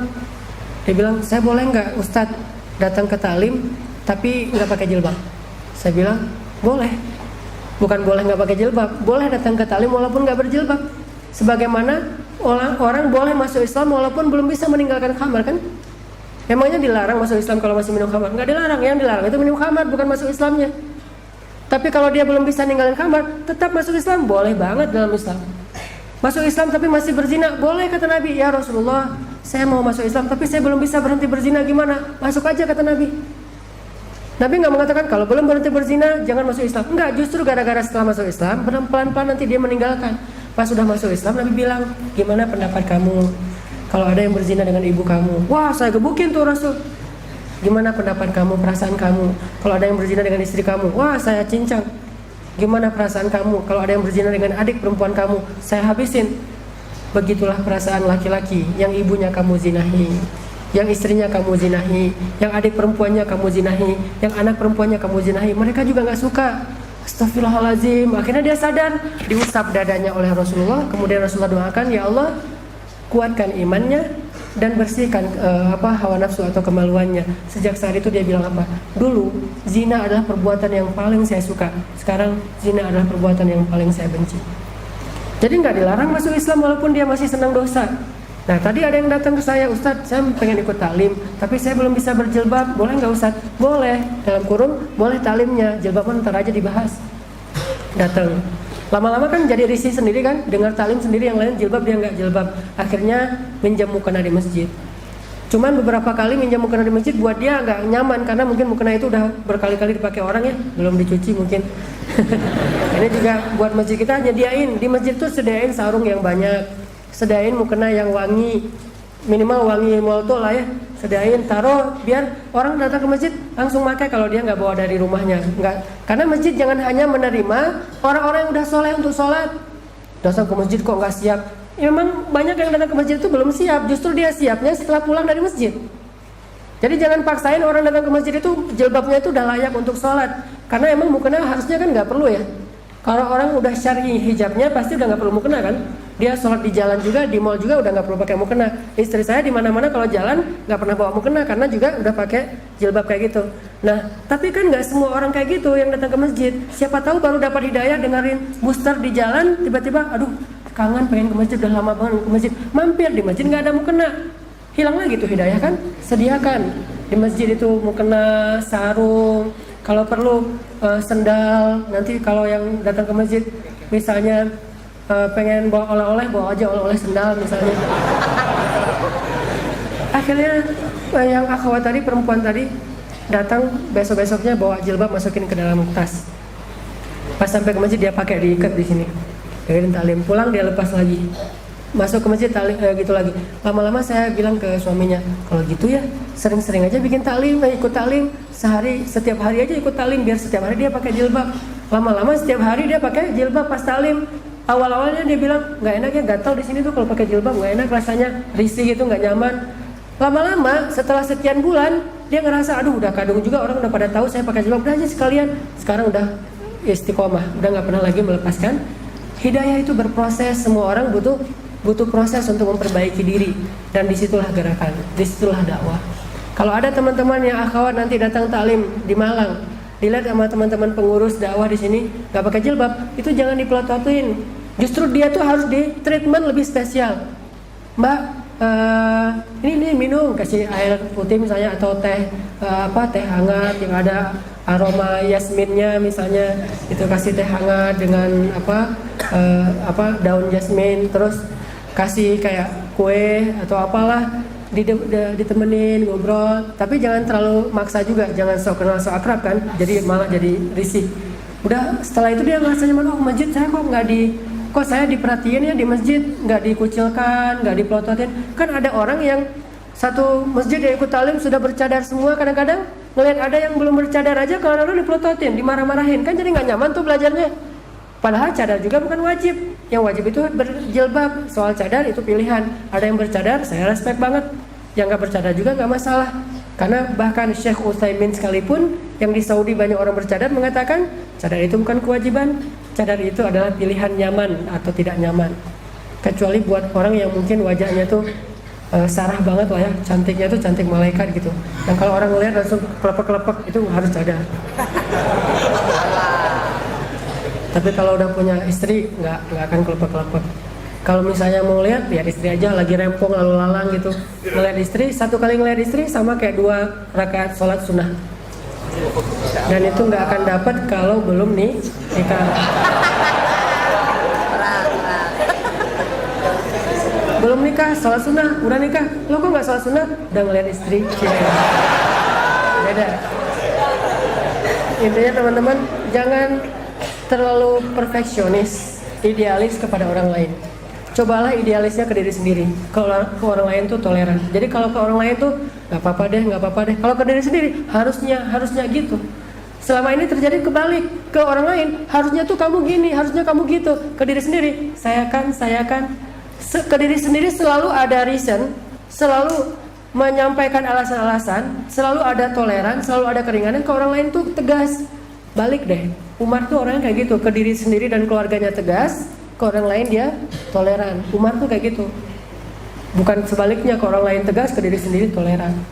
Ada orang yang datang mungkin namanya juga orang baru belajar sholat, celananya belum, kadang-kadang kan ada cowok pakai kaos, celana, pas dia ruku sujud kelihatan sedikit auratnya di belakang kan, kasih tahu pelan-pelan, jangan langsung sholat kok kelihatan itu, emang siapa juga yang mau lihat kamu udah kayak paling keren aja, jangan dimarah-marahin. Wudunya kadang-kadang belum benar, kan banyak banget tuh yang wudu air kerannya dibuka pol kan ya, sampai derasnya tuh kayak air terjun gitu kan, mubazir. Jangan langsung dimarahin, bilang pelan-pelan, mas boleh dikurangin dikit nggak air kerannya? Enggak, kata dia. Oh ya udah, nggak apa-apa. Daripada rame di tempat wudu kan, daripada gebuk-gebukan, udah, oh iya nggak apa-apa deh. Lanjut, ntar kasih tahu pelan-pelan, dinasihatin pelan-pelan, bentuk dulu taklim kecil, nanti dia jadi ke bawah, oh pengen datang, pengen hadir gitu. Jadi dakwah itu gerakan, bukan ceramah. Kita semuanya bisa bergerak dalam dakwah kalau seandainya dakwah itu movement. Tapi kalau dakwah itu tabligh akbar, mungkin tugas dakwah hanya tugas ustadz saja. Mudah-mudahan ini bisa jadi penyemangat buat teman-teman Malang. Ayo kita jadikan seluruh kota di Indonesia itu kota anak muda yang tidak ada lagi gap antara kafe dengan masjid. Saya tidak melihat kafe sebagai hal yang negatif sama sekali. Orang saya senang duduk di kafe. Kita rapat sering di kafe. Kalau orang nggak ngerti kita dianggap rapat kok di kafe bukan di masjid. Kita rapat juga di masjid, rapat juga di kafe, rapat juga di air, rapat main catur aja kita di tempat di atas papan main catur gitu. Pokoknya di mana aja, jangan lagi ada gap antara lifestyle-nya anak muda dengan dakwah atau Islam. Nggak boleh ada gap. Gap itu hanya antara hak dan batil. Dan nggak semua lifestyle anak muda itu batil. Jangan kita menjudge bahwa kafe itu batil, main itu batil, enggak sama sekali. Sehingga tidak perlu ada gap antara hak dan hak. Yang ada gap itu antara hak dan batil. Maksiat jelas gap dengan masjid. Tapi orang yang bermaksiat tidak dilarang masuk ke masjid kalau dia datang ke masjid untuk memperbaiki diri. Bahkan di Al-Latif itu ada yang datang hijrah itu gara-gara sedikit lagi ya, terakhir nih. Saya lagi taklim di masjid. Ternyata ada anak-anak kos-kosan, rumah kos temennya itu dekat masjid. Karena lagi acara rame di rumahnya tuh kayak lagi ada nongkrong gitu, lagi pada nongkrong rame-rame, mau ke toilet di rumah itu cuma ada satu, ngantri. Akhirnya dia pergi ke toilet masjid. Dia datang ke masjid, niatnya cuma pengen ke toilet loh. Alhamdulillahnya pas dia datang ke toilet dapat hidayah. Itu lucu tuh hidayahnya. Dia lagi ke toilet masjid, duduk, maaf ya, kan melamun tuh di dalam toilet tuh sekitar 15 menit lah, disitulah lamanya lagi kontemplasi gitu kan. Jadi lagi dia kontemplasi di dalam toilet, saya pas bacain ayat gitu, lagi ceramah bacain ayat, dan soundnya nggak sengaja, mungkin emang namanya juga di masjid, kedengaran sampai ke toilet. Dia lagi gini, dia dengerin tuh taklim, gini-gini dia di dalam toilet. Orang Makassar, gini-gini. Wah, bagus juga ini ceramah gitu. Dia dengerin ayat, dia agak-agak kayak ngeklik gitu di hatinya. Cuman mau bilang Masya Allah Subhanallah kan gak enak di dalam toilet. Oh, bagus juga, bagus. Keluar dari toilet, udah beres bersih-bersih, dia duduk di pojok ruangan masjid, dengerin taklim. Pas waktunya azan Isya, kita sholat, dia gak ikut sholat. Karena dia udah lama banget gak sholat.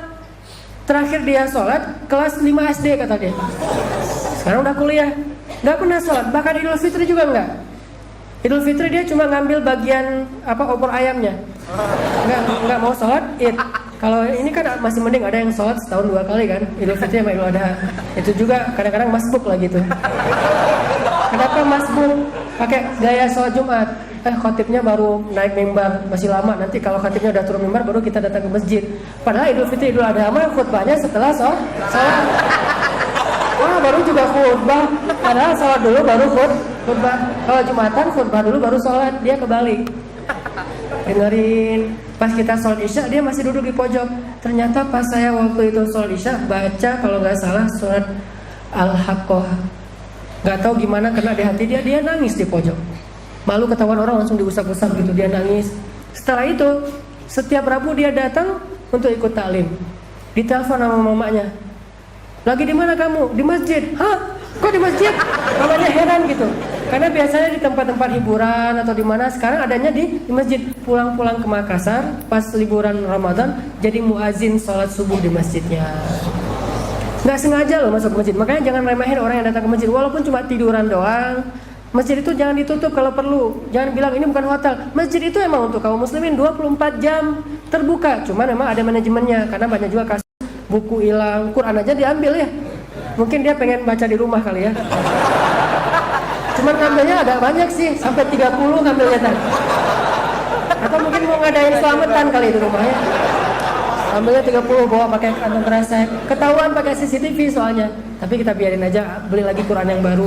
Daripada masa gara-gara Quran kita nangkep dia bawa ke polisi kan. Apa kasusnya? Mencuri Al-Quran kan gak enak banget ya. Karena biarin deh. Mungkin dia mau bikin acara selamatan di rumahnya, lagi ada tahlilan jadi bawa Quran. Cuman unik memang. Tetap ada manajemennya, ada pengurusnya, tapi biarkan orang nyaman di dalam masjid. Kalau di masjid kalau perlu ada kayak wifi gratis, colokan listrik yang banyak. Masjid kita udah gitu banget, colokan listrik kita tuh setiap 1 meter ada colokan listrik. Kan masjid yang U-table tuh gitu kan.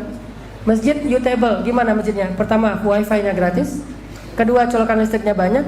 Ketiga, gratis kopi dan snack. Kita ada ini kayak ada kopi gratis, air hangat, snack. Terus ada juga spot selfie.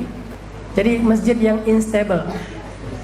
Ada spot selfie. Jadi orang datang ke situ niatnya selain sholat, keren lo di sini posting, gue lagi di masjid ini, seru gitu.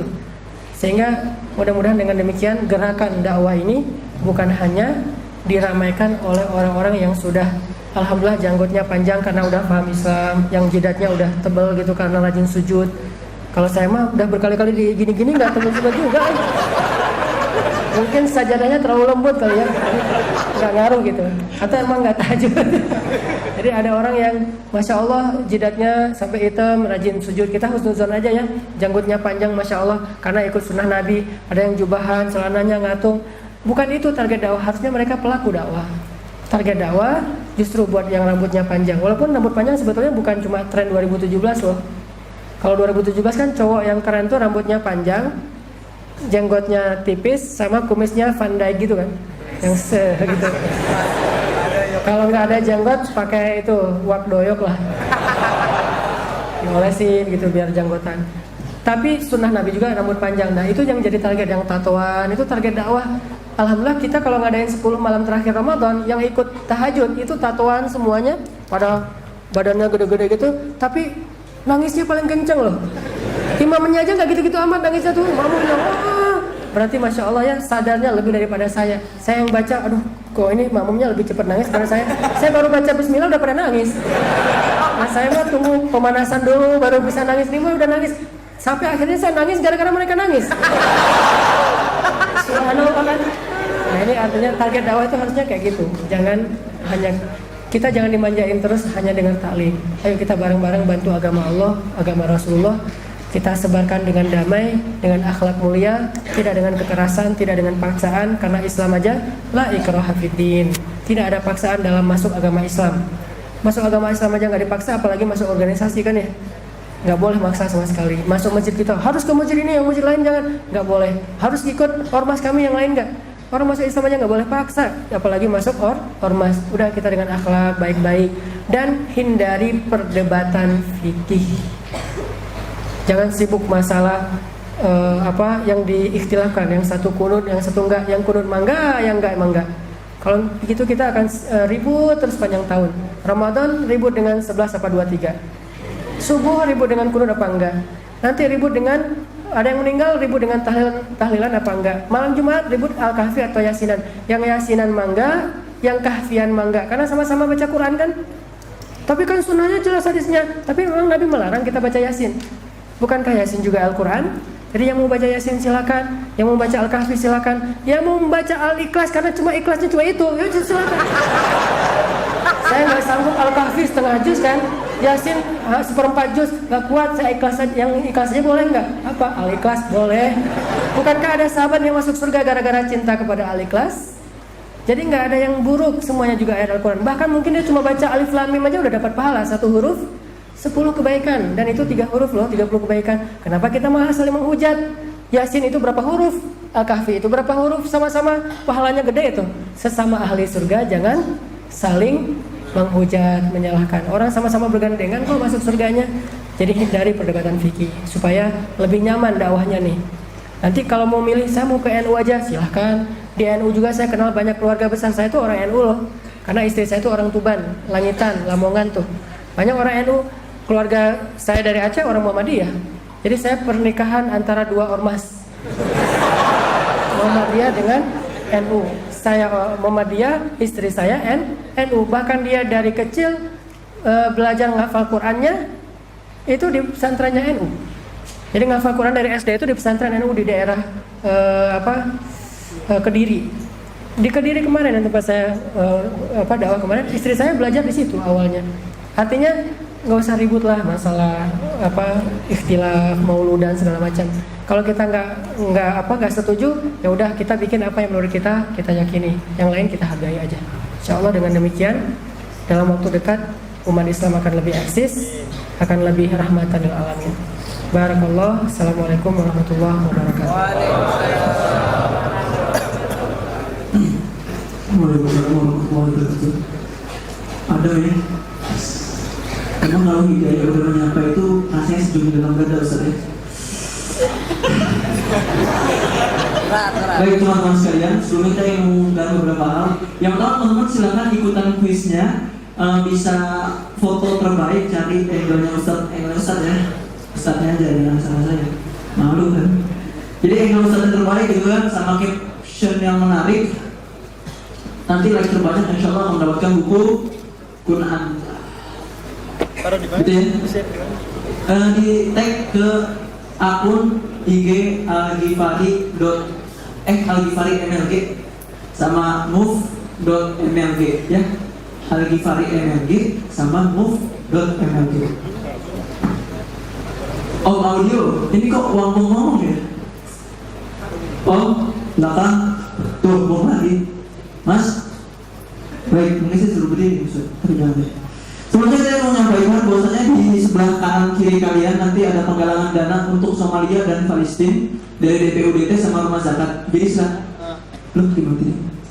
Jadi silakan berikan yang terbaik, infak terbaik untuk saudara-saudara kita di belahan lainnya.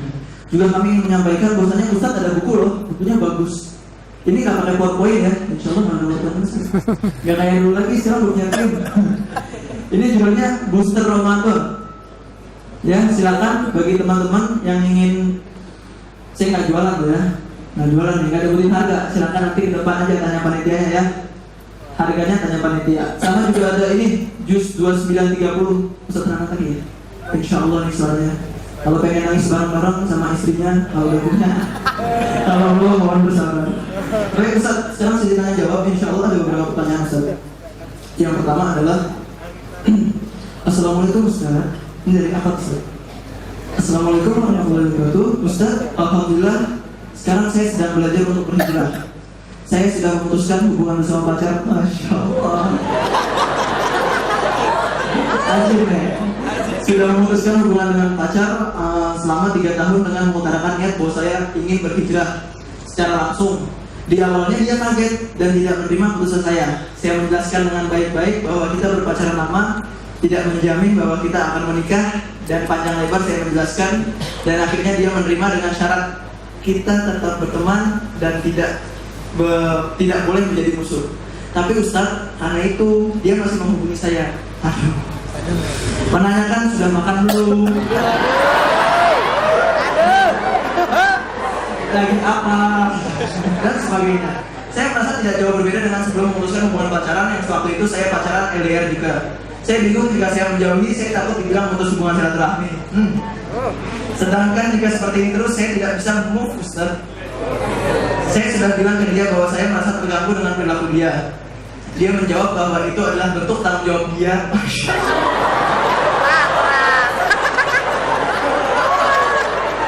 Dia menjawab bahwa itu adalah bentuk tanggung jawab dia karena saya di Malang merantau sendiri. Mohon sarannya Ustadz, bagaimana saya harus bersikap yang benar agar tidak ada yang tersakiti dan istiqomah tetap berada di jalannya. Terima kasih Ustadz, semoga dapat dibacakan dan dapat jawab. Assalamualaikum warahmatullahi wabarakatuh.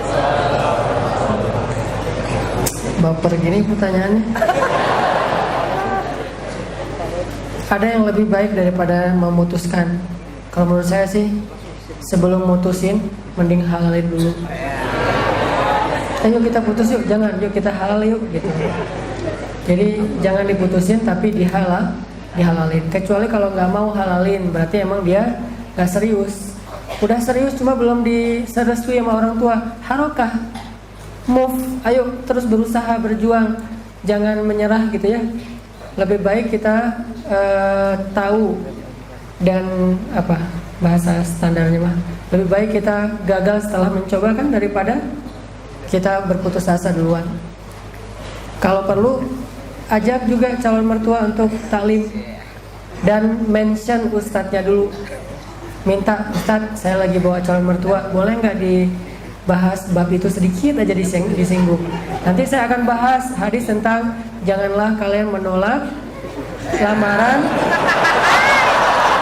seorang pria yang baik akhlaknya kan ya. Jangan ditolak karena itu hukumnya makruh, Allah nggak suka gitu. Kalau emang udah siap, udah baik akhlaknya, terus apalagi yang ditunggu-tunggu? Oh kakaknya belum nih, dan nggak ada keharusan menunggu kakaknya. Siapa tahu dengan kayak gitu kakaknya makin jadi pengen cepet kan, jadi dipancing sama adiknya duluan.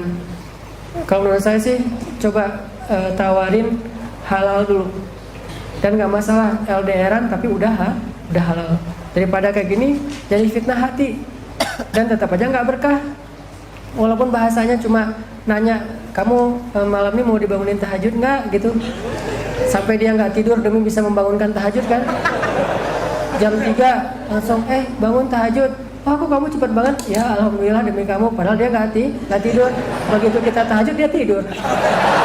Bangunnya duha gitu. Jadi ada istilah pacaran Islami, enggak lah, nggak ada pacaran dalam Islam, yang ada pacaran setelah nikah.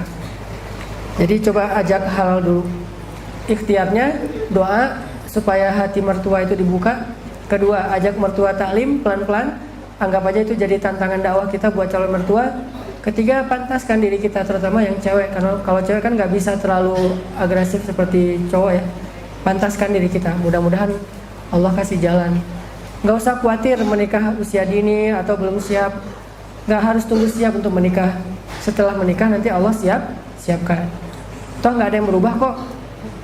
Kalau dia bilang tanggung jawab, kenapa nggak mau ngambil tanggung jawab yang lebih halal?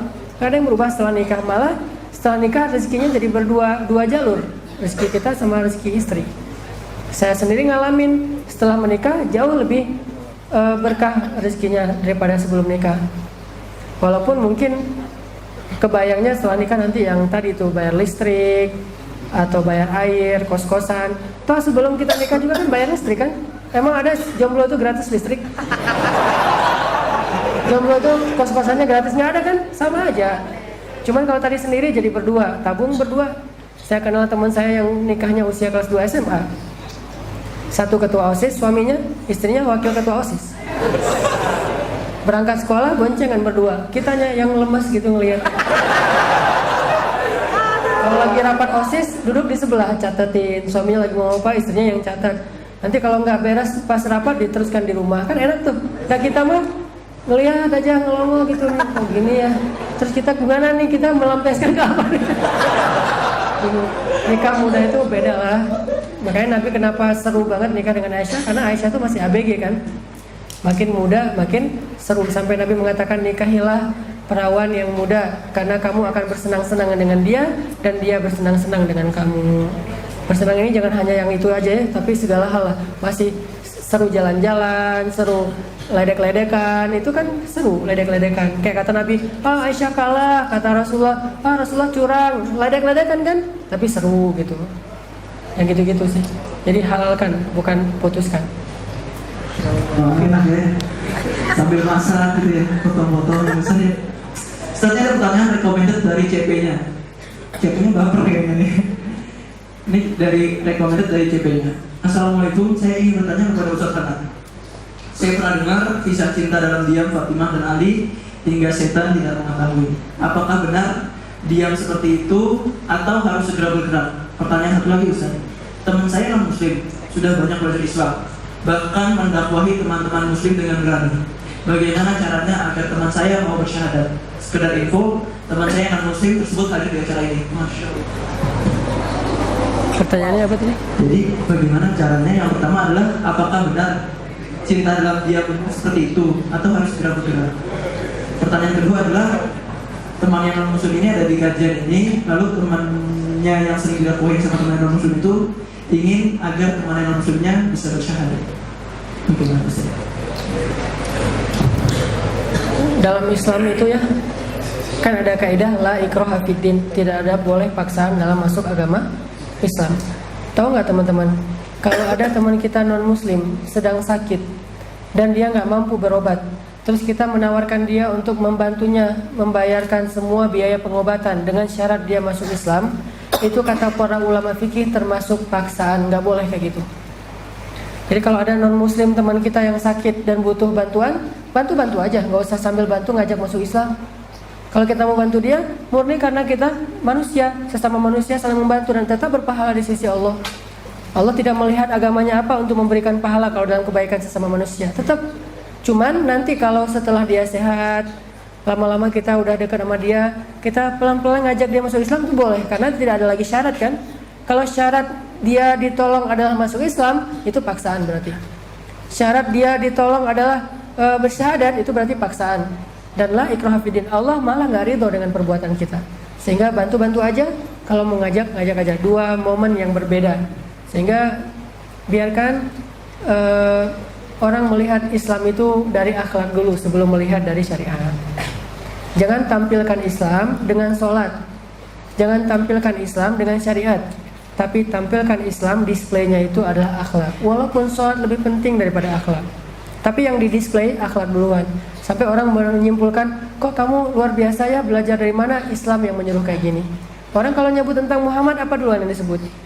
Al-Amin, akhlaknya luar biasa, terpuji, mulia, amanah, segala macam. Artinya, mudah-mudahan kalau ada saudara kita yang sedang belajar Islam, lagi pengen tahu Islam itu kayak gimana, Allah Subhanahu Wa Taala kasih hidayah, jadi mantap hatinya, dan kita sama sekali nggak boleh maksa. Ngajak boleh, sharing boleh, tapi maksa nggak boleh. Apalagi nodong, ya sekarang ya nggak boleh, ya sesukanya aja, senyamannya aja. Tapi kita ngedoain, siapa tahu kalau dia masuk Islamnya lewat kita, kata Nabi, maka kita pahalanya lebih baik daripada nikmat dunia dan seisinya. Khairun min humurin ni'am, daripada semua jenis nikmat di dunia. Itu pahala orang yang bisa jadi jalan orang lain dapat hidayah Islam. Cinta dalam diam, jangan berikan hati kita sebelum diakadkan. Akad itu adalah baiat cinta. Kalau dia belum berbaiat, jangan berikan hati. Karena hati itu adalah yang paling berharga yang dimiliki oleh seorang manusia. Kalau dia baik, yang lain ikut baik. Kalau dia buruk, yang lain ikut buruk. Jangan pernah berikan hati kita kepada orang yang belum halal untuk kita. Tetap jaga tuh, jangan ngasih dulu. Kalau dia sudah halal, kasih seutuhnya, tidak masalah. Karena dialah yang paling berhak mendapatkan hati kita. Makanya dalam diam gak usah baper dulu. Tertarik wajar, kepo bolehlah selama belum berlebihan. Emangnya ada yang nikah tapi nggak ngepoin? Ada sih, tapi Nabi nyuruh kita ngepoin. Ada sahabat Ansor yang pengen nikah, terus Nabi nanya ke dia, kamu udah ngelihat calon istri kamu? Belum ya Rasulullah. Saking polosnya, nikah tapi belum ngelihat, dinikahi di macomblangin sama temennya gitu. Udah ngelihat calon istri kamu? Belum ya Rasulullah. Aduh, lihat dulu atuh, kata Rasulullah. Akhirnya kata dia dalam hadis itu, saya pun curi-curi pandang untuk melihat calon istri saya. Curi-curi pandang itu, kalau bahasa kita kepo, stalking, nyeri-nyeri. Wah, akunnya apa ya? Ternyata di akunnya tuh dia di lock gitu, request gitu. Ternyata nggak dibuka-bukain. Lihat di yang lagi viral, yang ada dia cari gitu. Pokoknya kepo boleh, selama masih wajar. Yang dilihat itu wajah dan telapak tangan atau wajah lah. Lihatlah kecantikannya. Gimana kita tahu cantik kalau nggak ngelihat? Bukankah 4 alasan perempuan dinikahi itu salah satunya cantik? Cantik itu juga subjektif. Ada yang bagi sebagian orang cantik banget, yang bagi yang lain cantiknya biasa. Ada yang bagi yang lain cantiknya biasa aja, yang lain wah banget luar biasa. Ini subjektif. Artinya jangan libatkan perasaan dan hati kalau belum halal. Mending kita kasih hatinya ke Allah aja deh, karena nggak mungkin kecewa. Kan saya bilang di booster itu, tidak kecewa orang yang datang kepada Allah Subhanahu Wa Taala. Siapapun yang datang kepada Allah tidak akan pulang dalam keadaan kecewa. Tapi kalau kita datang ke manusia, pulang kecewa, sering. Bertamu pulangnya bete, sering. jalan-jalan pulangnya malas, akhirnya bete juga, sering ketemu teman pulangnya jadi rame, sering.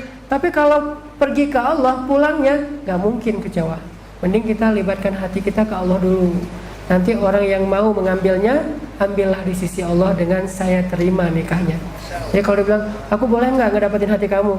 Bukan aku yang pegang hati aku, siapa? Allah, minta aja sama Allah. Akhirnya cara dia minta ke Allah apa? Hijrah. Dia nggak akan dapat hati kita sebelum dia datang ke mihrab rumah Allah. Dia nggak akan dapat hati kita sebelum dia letakkan jidat dia sejajar dengan kakinya dalam sujud. Dia nggak akan dapat hati kita sebelum mendapatkan ridho dari Allah Subhanahu Wa Taala.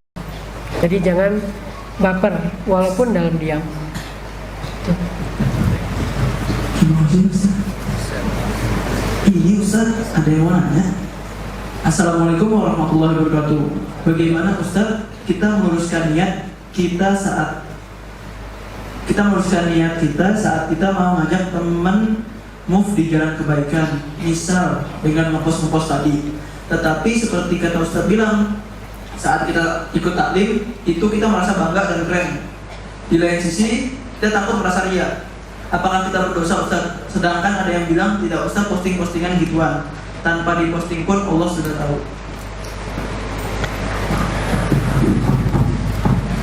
Bedain antara ria dengan syiar.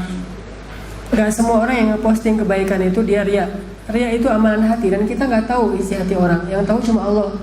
Jadi kalau ada yang ngeposting lagi tahajud bareng di sebuah masjid, lagi itikaf, lagi taklim, tilawah Al-Quran dia posting. Saya sering kali ngerasa jadi semangat tilawah gara-gara ngeliat postingan orang lagi tilawah Al-Quran. Dan kita nggak boleh menjudge seseorang dari isi hatinya. Karena yang tahu isi hati seseorang hanyalah Allah. Kewajiban kita terhadap apa yang tersembunyi adalah husnuzon. Kewajiban kita terhadap apa yang tersembunyi adalah husnuzon. Kewajiban kita terhadap apa yang tampak adalah untuk memperbaikinya kalau dia salah. Tapi kalau nggak tampak, ya udah husnuzon aja. Enggak lah, pasti dia niatnya syiar. Betapa banyak orang gara-gara sering postingan tilawah sekarang jadi tren tilawah di mana-mana.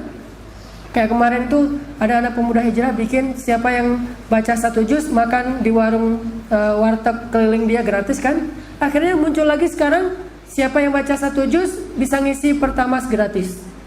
Terus tren itu berkembang. Itu gara-gara syiar. Jadi jangan buru-buru menjudge orang lain. Saya sering ngeliat di sosmed kita agak kurang beretika dalam komen. Sembarangan aja kita komen, kenapa nggak japri aja? Bukankah Nabi kalau menegur seseorang itu menyampaikan secara langsung di belakang orang lain, tidak di depan orang lain supaya orang itu tidak malu? Apalagi belum tentu itu salah. Kayak kita bilang, masa ibadah dipamerkan? Belum tentu dia pamer. Bisa jadi dia syiar. Berarti kita sudah memfitnah kan?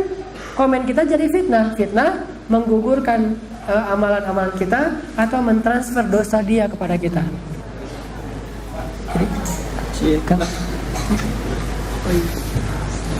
Jadi mending kalau misalnya kita nggak tahu isi hatinya, kita husnuzon aja. Kata ulama, iltamis li akhika alfa uzrin, carilah 1000 alasan untuk saudaramu. Oh mungkin. Jadi nggak ada masalah antara kita dengan orang lain. Kalau ke saudara kita curiga melulu, kita akan lihat semua orang jelek di mata kita. Semua orang dihujat, semua orang salah, yang benar cuma dia. Terus gimana kita mau hidup kalau kayak gitu? Nabi aja ngelihat orang yang salah disenyumin sama Nabi. Ada sahabat sholat berjamaah masbuk, namanya Bakroh gitu. Dia datang, Nabi udah ruku. Karena dia nggak mau ketinggalan rakaat pertama, dia takbir di depan pintu gerbang masjid, dia ruku, jalan sambil ruku. Coba, ini sholat model baru nih, tutorial ala Bakroh. Dia takbir di depan masjid, terus dia ruku sambil jalan. Pas sampai di dalam saf baru dia ngikutin jamaah. Pas udah selesai sholat dia cerita, Rasul saya tadi sholatnya gitu banget. Kata Rasulullah, ya udah jangan diulangin. Gitu doang coba. Nggak dasar kamu bid'ah, nggak ngikutin sunnah saya. Nabi itu yang punya sunnah, marah kan Nabi? Karena orang itu baru belajar, orang itu belum mengerti. Nabi cuma bilang jangan diulangi ya, udah beres. Artinya jangan menjudge orang lain dengan postingan dia. Husnuzon aja. Oh alhamdulillah gara-gara dia ngeposting lagi tilawah kayak kemarin tuh ada yang posting misalnya pas lagi di mobil gitu, di bus, di Damri dia tilawah Al-Quran, terus difoto sama temennya, di post. Lama-lama ternyata itu jadi tren, orang kalau naik bus jadi nggak malu lagi untuk membuka mushaf Al-Quran, sehingga itu menjadi sesuatu yang budaya baru di antara anak-anak muda. Itu syiar. Makanya jangan suuzon. Baik.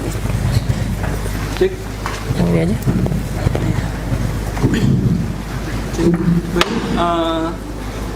Yes. Mohon maaf kepada teman-teman sekalian karena banyak pertanyaan namun tidak bisa dijawab semuanya ya. Mohon pengertiannya. Hanya ini ada satu pertanyaan terakhir Ustaz, sekaligus mungkin nanti Ustaz bisa memberikan closing statement kepada kita semua. Pertanyaannya adalah, ini mungkin nanti sama-sama kita alami ya. Jadi begini Ustaz. Assalamualaikum Ustaz, alhamdulillah saya dalam proses berhijrah. Tapi saya kira usaha saya itu masih setengah-setengah. Jadi setelah saya bertobat, saya akan tergoda lagi untuk melakukan maksiat begitu saja seterusnya Ustaz. Apakah Allah akan bosan dengan saya seperti itu? Dan apakah jalan yang baik bagi saya supaya menjadi lebih baik agar kita semua bergerak dalam kita dan juga bisa istiqomah? Jadi inti pertanyaannya apa? Ini pertanyaan bagaimana cara kita untuk istiqomah? Banyak cara buat istiqomah. Salah satunya adalah bergaul dengan orang soleh. Iman kita itu bukan cuma kita yang bisa jaga, tapi teman kita.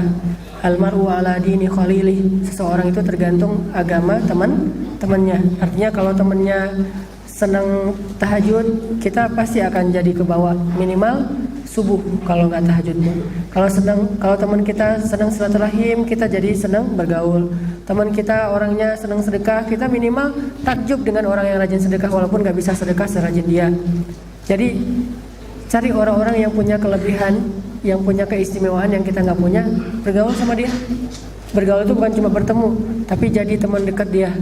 Kalau kita lagi malas, kalau kita lagi imannya lagi futur, lagi lemah, minta nasihat dari dia. Akhi gitu, beri saya nasihat supaya iman saya naik. Atau kalau dia seorang kiai, Pak Yai, Pak Ustadz, beri saya nasihat biar iman saya bertambah. Mungkin nasihatnya sederhana, tapi mencari dari seseorang yang soleh itulah proses itulah yang membuat kita nambah iman. Nasihat yang dia berikan mungkin kita udah pernah dengar, tapi proses kita mencari, menemukan dia, pengen ketemu tapi susah, proses jerih payah kita itulah yang menambah iman. Mungkin bukan nasihatnya, tapi proses untuk menemukan nasihat itu. Makanya dulu ulama mencari satu nasihat itu bisa hijrah dari Irak sampai ke Madinah hanya untuk dapat satu nasihat saja, kayak Hasan Al-Basri. Artinya yuk bareng-bareng kita cari lebih banyak lingkungan yang bisa ngedukung keimanan kita. Selain bergaul dengan geng kita yang masa lalu supaya kita bisa ngedakwahin mereka, gaul juga dengan geng baru yang bisa ngedakwahin kita. Jadi subsidi silang gitu. Kita dijaga oleh teman kita dan kita juga menjaga teman kita yang lain. Dengan demikian iman kita akan lebih stabil. Kalau turun pun nggak sampai ngedrop banget lah. Itu salah satunya dengan berteman kepada orang soleh. Kesimpulan saya hari ini, kalau teman-teman pengen lihat masjid-masjid itu dipenuhi dengan anak muda, maka ayo kita bergerak bareng-bareng. Jangan biarkan dakwah ini hanya tugas para ustadz. Ustadz mungkin bisa ceramah doang, tapi dakwah ini bukan hanya butuh penceramah, butuh dokter juga. Kalau kita mau bikin sebuah kegiatan sosial, mungkin kayak minimal sunatan massal, periksa gigi gratis. Butuh seorang IO juga yang ngerti bikin event. Butuh orang yang ngerti komputer juga di cyber, yang bisa bikin medsos segala macam. Butuh tim kreatif juga. Butuh orang yang bagus secara organisasi. Butuh banyak potensi. Dan semuanya bisa digunakan untuk dakwah. Dengan syarat satu, dakwah kita yang potensinya banyak ini dibina oleh seorang ulama atau seorang ustaz. Jangan sampai kita menjadi massa bukan menjadi jamaah. Kalau massa jumlahnya banyak tapi tidak ada imam. Kalau jamaah walaupun cuma berdua tapi yang satu imam satu makmum itu namanya jamaah. Jangan sampai kita sholat di masjid tapi sendiri-sendiri. Padahal ramai tuh. Mending kita sholat berdua tapi ada imam, ada makmum. Makanya imam dalam dakwah itu ulama. Jadikan ulama sebagai ulama ini bisa ustadz, bisa kiai, bisa siapapun sebagai pembina dalam dakwah kita, sehingga kita ikut kepada mereka. Mudah-mudahan Malang menjadi salah satu kota anak muda yang lebih islami, yang lebih berakhlak mulia, yang cinta damai, yang cinta negeri, cinta agama, cinta bangsa, cinta sunnah Nabi SAW. Barakallahu li wa lakum. Saya mohon maaf nggak bisa lama karena saya udah booking pesawat juga harus ke Jakarta siang ini. Jadi mungkin setelah ini saya langsung pamitan. Barakallahu fikum. Wassalamualaikum warahmatullahi wabarakatuh. Waalaikumsalam.